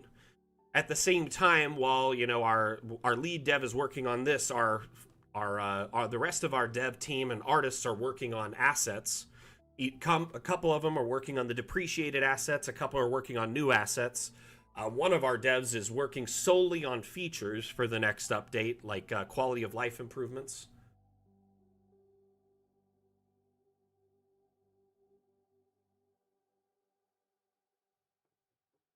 Yeah, I do think it, like earlier, a couple months ago, we were maybe saying that we'd love to release before the end of the year, but there's no promises. So it was kind of a vague, if anything, kind of a disclaimered time frame. I go out of my way to under promise and over deliver. I don't like saying specific dates or times because it puts us in a bind when people are like, well, why isn't it launched yet? You know what I mean? The devs, particularly, they do not like to set a date and not come through on it. So they will more often than not commit to a date until they know for sure they can release on that time frame.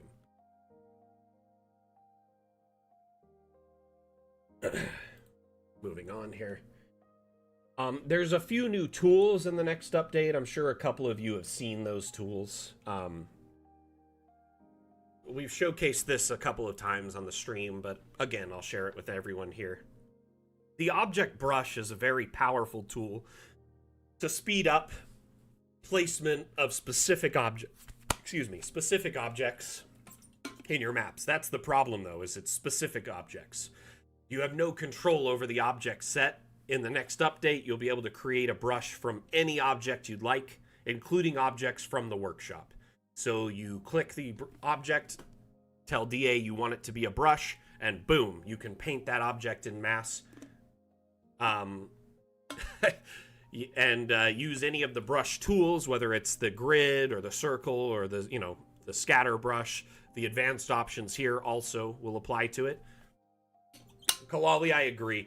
I kind of am a firm believer of the we'll get there when we get there. What's like the dad from Incredibles or whatever. That joke always kills me. But ultimately, I think the devs are a bit of perfectionists, and that's a good thing. Dungeon Alchemist updates don't release unless they're solid and really worthy of the community's, use. We don't like releasing things that are half-baked or come out broken or break other things. And so we always like taking our time and making sure it's done correctly. If anything, we very rarely have to do massive hot fixes or patches after updates because of that. There's usually only a couple of hot fixes required because the mass community engagement of an update tends to locate a couple of bugs that we just missed in testing. More eyes and more hands makes less work, ultimately, at the end of the day. Especially when it comes to busting bugs.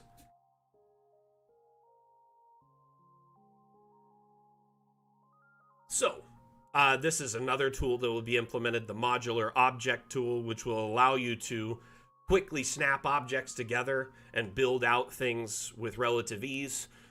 This is going to include like railing and pipes. There was a question brought up last stream, and I asked our dev about that, and they were able to get back to me. So it was asked, hold on one second.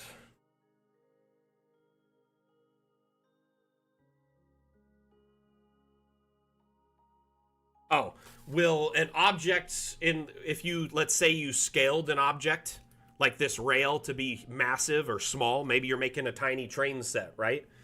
Will the rest of the rails automatically match? That was the question. I asked Quentin, one of our developers, Quentin, who was working on this, and he goes, oh, I didn't think of that. And then he got back to me the next day, and he said, I added it. So essentially, he added a scaling feature in this tool. So if you scale the first rail down to a smaller size and start attaching the others, they'll match in size. Yes, the resize bit got added already in development. That's insane how quickly that was added based on community feedback. But that's a great example of why we share these teasers to our community and get your insight on it and thoughts on it, because more eyes on this and more suggestions and feedback means we'll likely flesh out all the minutia of it before it's released. Let's see here.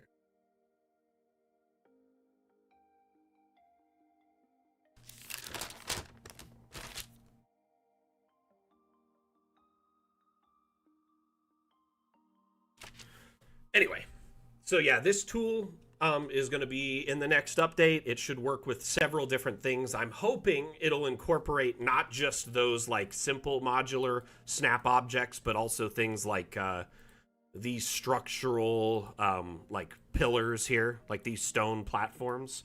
These snap together already, and they stack like Lego. It would be really cool if instead of just doing this and setting them where I wanted and holding shift and building it out, I could just click up or an arrow this way or an arrow down and it builds out the wall really quickly. Be a nice tool. Anyway, I'm hoping they, advance that and add more to it with time. Walls, fences. I was talking with Quentin a little bit, and he said two things about Quentin. First off, Quentin's actually going to be joining us on the stream on the 9th. So mark your calendars, 7 days from now, next Saturday, one of our devs will be joining us on the stream for an AMA. We'll answer questions. You can ask him about the development. We'll likely have some teasers and information relative to that. It's very hard to get the devs on the stream as we are in the kind of running marathon mode up to the launch of the next update. And so I'm very glad we were able to. But I was talking with him about, expanding the wall crafting options and road crafting options. And he said that likely he is going to create some sort of wall tool at some point. Let's see here. I was asking him if it would be a spline tool.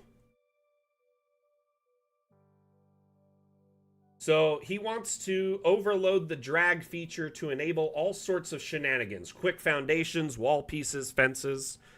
And then I said, kind of like a spline tool. And he said, not quite like a spline tool, but it wouldn't be as like versatile with like bending and arcing and stuff, but it would allow for quicker like straight walls and roads, stuff like that.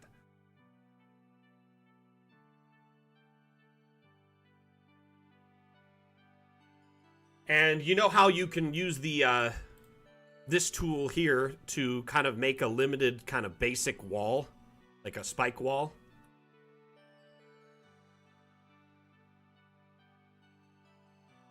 Something along this lines, but with the wall pieces, so it more quickly snaps them together, but it's more like you're painting them while it snaps them together. Anyway.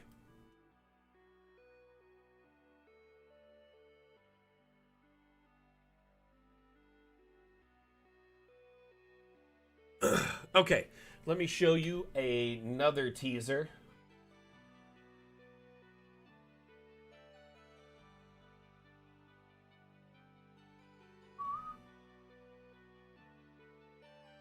Which one is this? Oh, we already looked at this one today. Okay, this one here. Sorry, I'm looking at a little tile. I need to make my tiles a little bit bigger. My eyes are bad. I'm like a grandpa now. Making me sad that I can't see even the preview tiles anymore in my file browser. I need to get glasses or contacts or something. Anyway.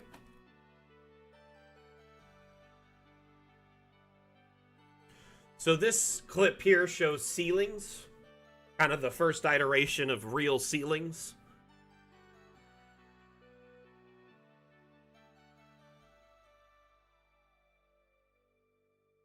I might be partially due to your computer, dude, because mine's pretty quick. It's like in real time. Let's take a look on a map that's blank, and we'll maybe I just never noticed it before. So in this clip, you can see a few things in action here. 1 second. I'm gonna pause it at a certain point. So right here, I like this clip because it shows the ceiling, right? Up here. Shows the riser. The walls, when you add a ceiling to them or a roof, will get this little riser piece that raises the roof, the wall up a little bit higher so it can compensate for the arches and doors and windows and objects that bump over the edge of the wall. So it will raise it up automatically to compensate. Gives you this little ceiling piece. But as you notice, everything's kind of fit into this and it looks more natural. My only complaint is this right here. I kind of wish that when you did it, it just was a natural transition through the stone and didn't have this one little stone piece there. That should be at the top, in my opinion. But, you know, this is the first iteration. I'm sure with time it'll get better.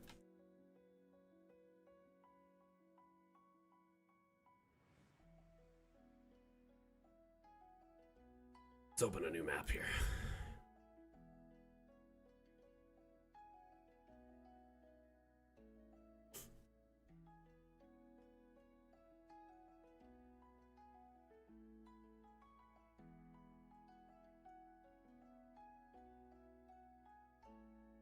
Yeah, it's like I've seen those frame drops when I'm using the terrain brush, but depending on your computer specs, you may not see it as often. So what I do with this brush, first off, I turn the density up all the way, so it drops frequently. Brush size, I don't really care to change it that much. And then I just kind of slowly drag. But yeah, I do see there will be an occasional gap. It's probably just a little bit of a lag as it's in between.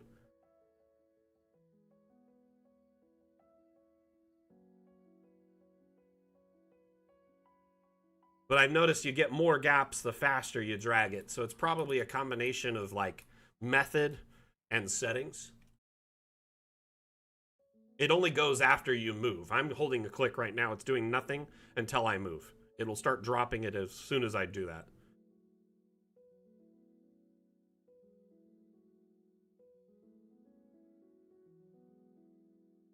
But yeah, even slow, there's still some gaps. I see what you're talking about there.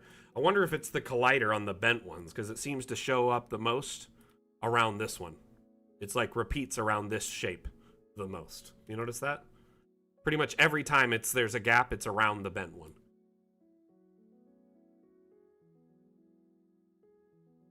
Here, let's try something.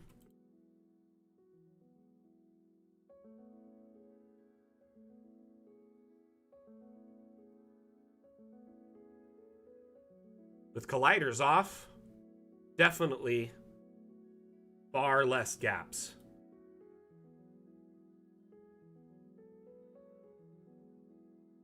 Still some, but less. Yeah, no, I saw that.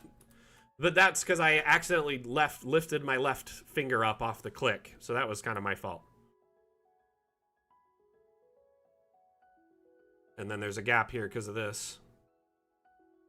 But from the time I start, that's the only gap, major gap.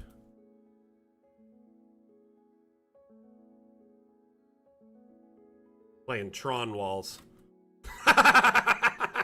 Wow, that was quick. That was something epic. Gotcha.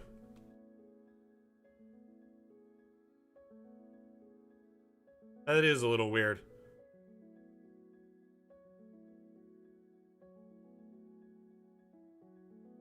Yeah, there is like a small gap from where I start. Interesting. Here, let's do something to really illustrate this.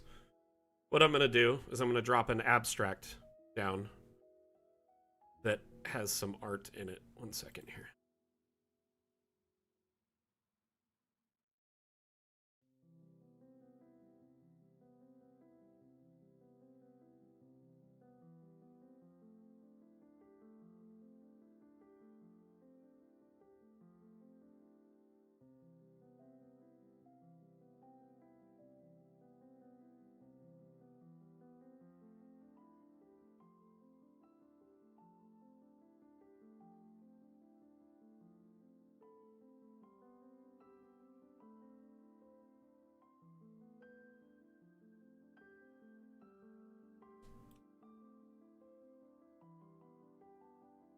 I'm going to just center this on that a little bit so it's more on the grid than it is on the actual circle space. Here.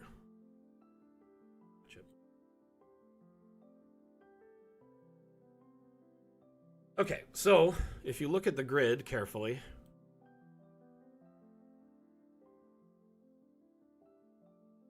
darn it, I did not save it.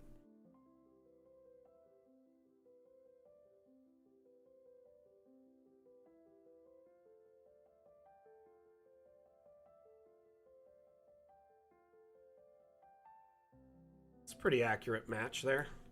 We'll just use this, and what we're gonna do is test roughly the distance. Got my density up. Let's turn this randomness down. And we'll just turn all the randomness down, see if that changes anything. We're gonna start from right here. Yeah, it's like half a square. Holy cow.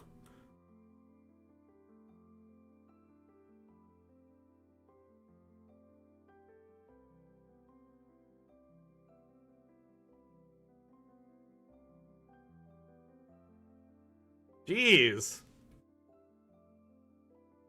That really drives it home when you could see the evidence in real time, too. It takes almost like a half a square. The rest looks great. Like, beyond here, it looks... I was just holding left on my, like, or A or S on my keyboard. Let's go left and see what happens here.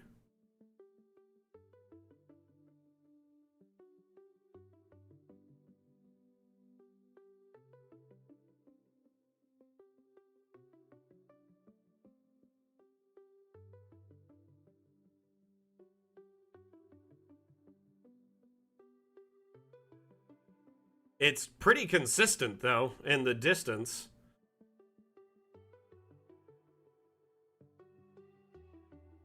That is really weird.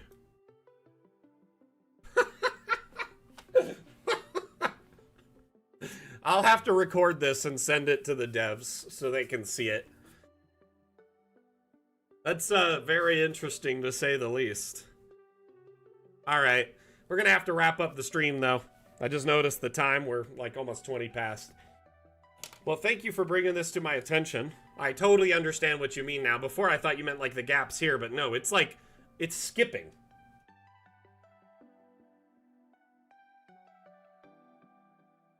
That's, you know what? Here. Let's start it from the left side of the square, okay?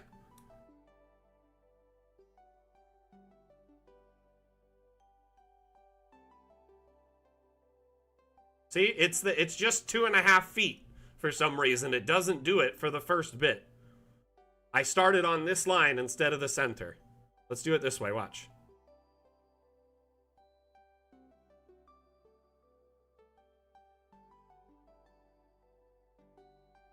So what it's doing is it's weird because it's not on center, right? So there is a 2.5 foot gap from the time it starts, from the time you click until the time it starts painting.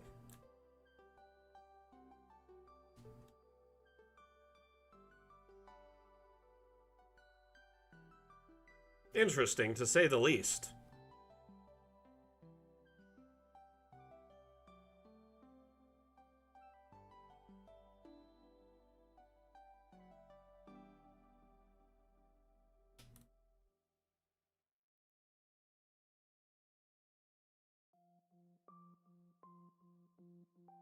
No! Oh my gosh, it's like it... Oh my goodness. It has nothing to do with the distance, it's just inside that space. It will not place anywhere in that circle.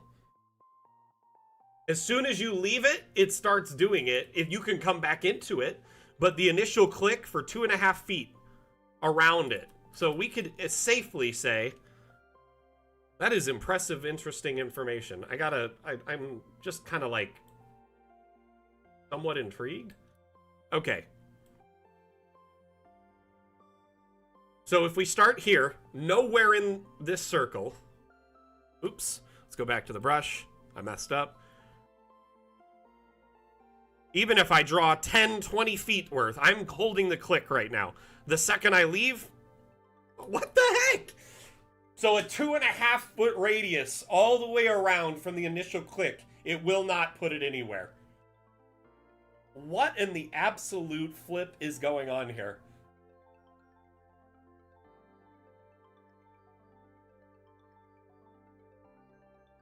I would rather it go from the point I click instead of playing guessing games with me. The place I click is where I want it to start, right? not anywhere else. That should be the like straight up. Yeah, I'm gonna pass this on for sure. Is this all objects or just this one object? Is the real question. Nope, it does it right away there. Well, oh no, wait, I was doing a scatter brush. Here, let's change it to a line. Same, it's just the behavior of the line brush. Okay, that is interesting. Hey, big hugs. How you doing? Welcome, welcome. Unfortunately, you're catching us just right as we were wrapping up. We were doing some science for the stream to figure out why something was so buggy. We kind of figured it out, but now we gotta end the stream, unfortunately. Yeah, but I mean, the fact that I am, like, I understand what you're saying, Atlam, but like, I'm giving it a direction here by drawing in all these different directions. Until I leave that space, it's like, this doesn't count as a direction. That's silly. It is kind of a weird, massive dead zone. I'm gonna save this map.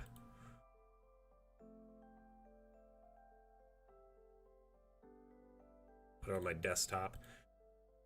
Line brush test.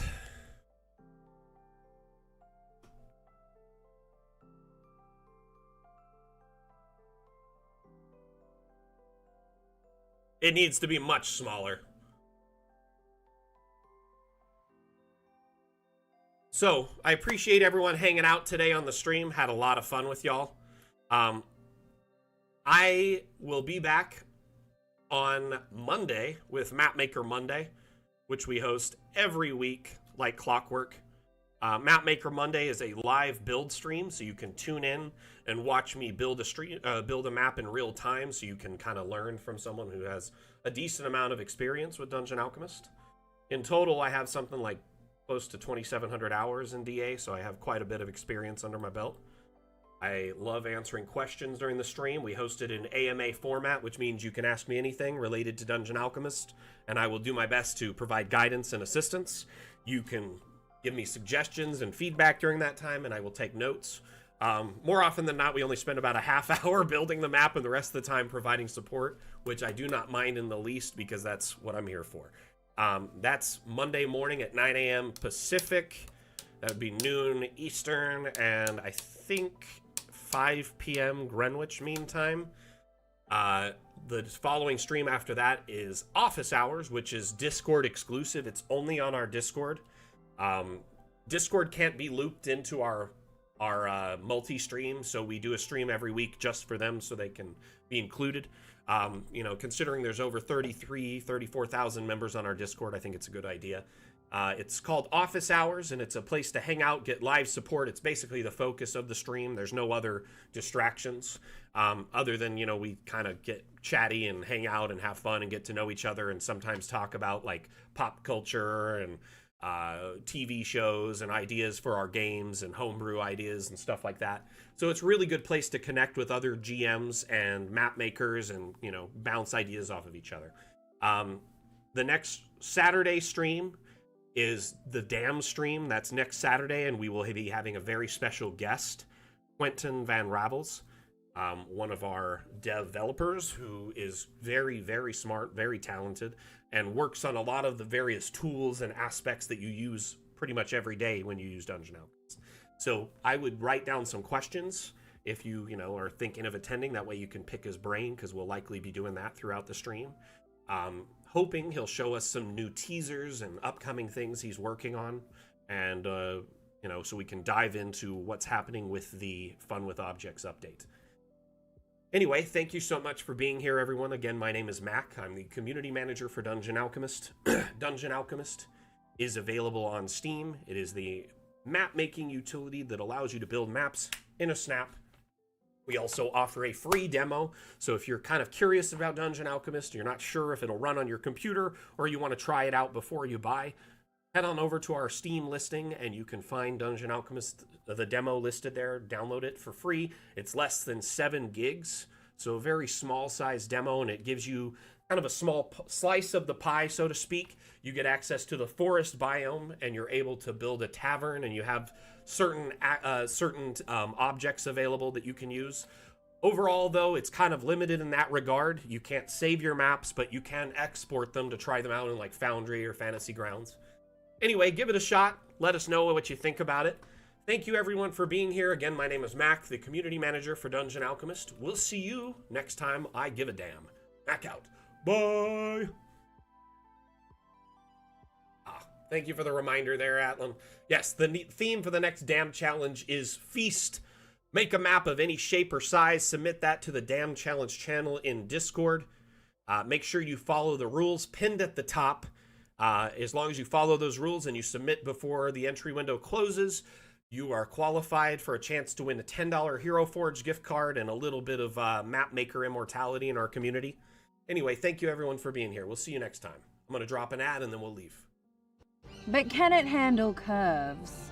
But can it handle curves? But can it handle curves? But can it handle curves?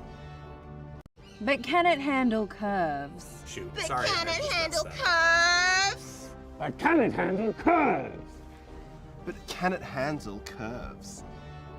Dungeon Alchemist, the AI-powered map-making application for role-playing games, now comes with both round and diagonal walls.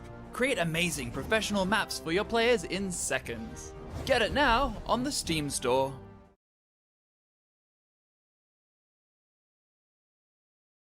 All right, everyone. Thank you so much for being here. Have a wonderful weekend. We'll see you next time I give a damn. Bye.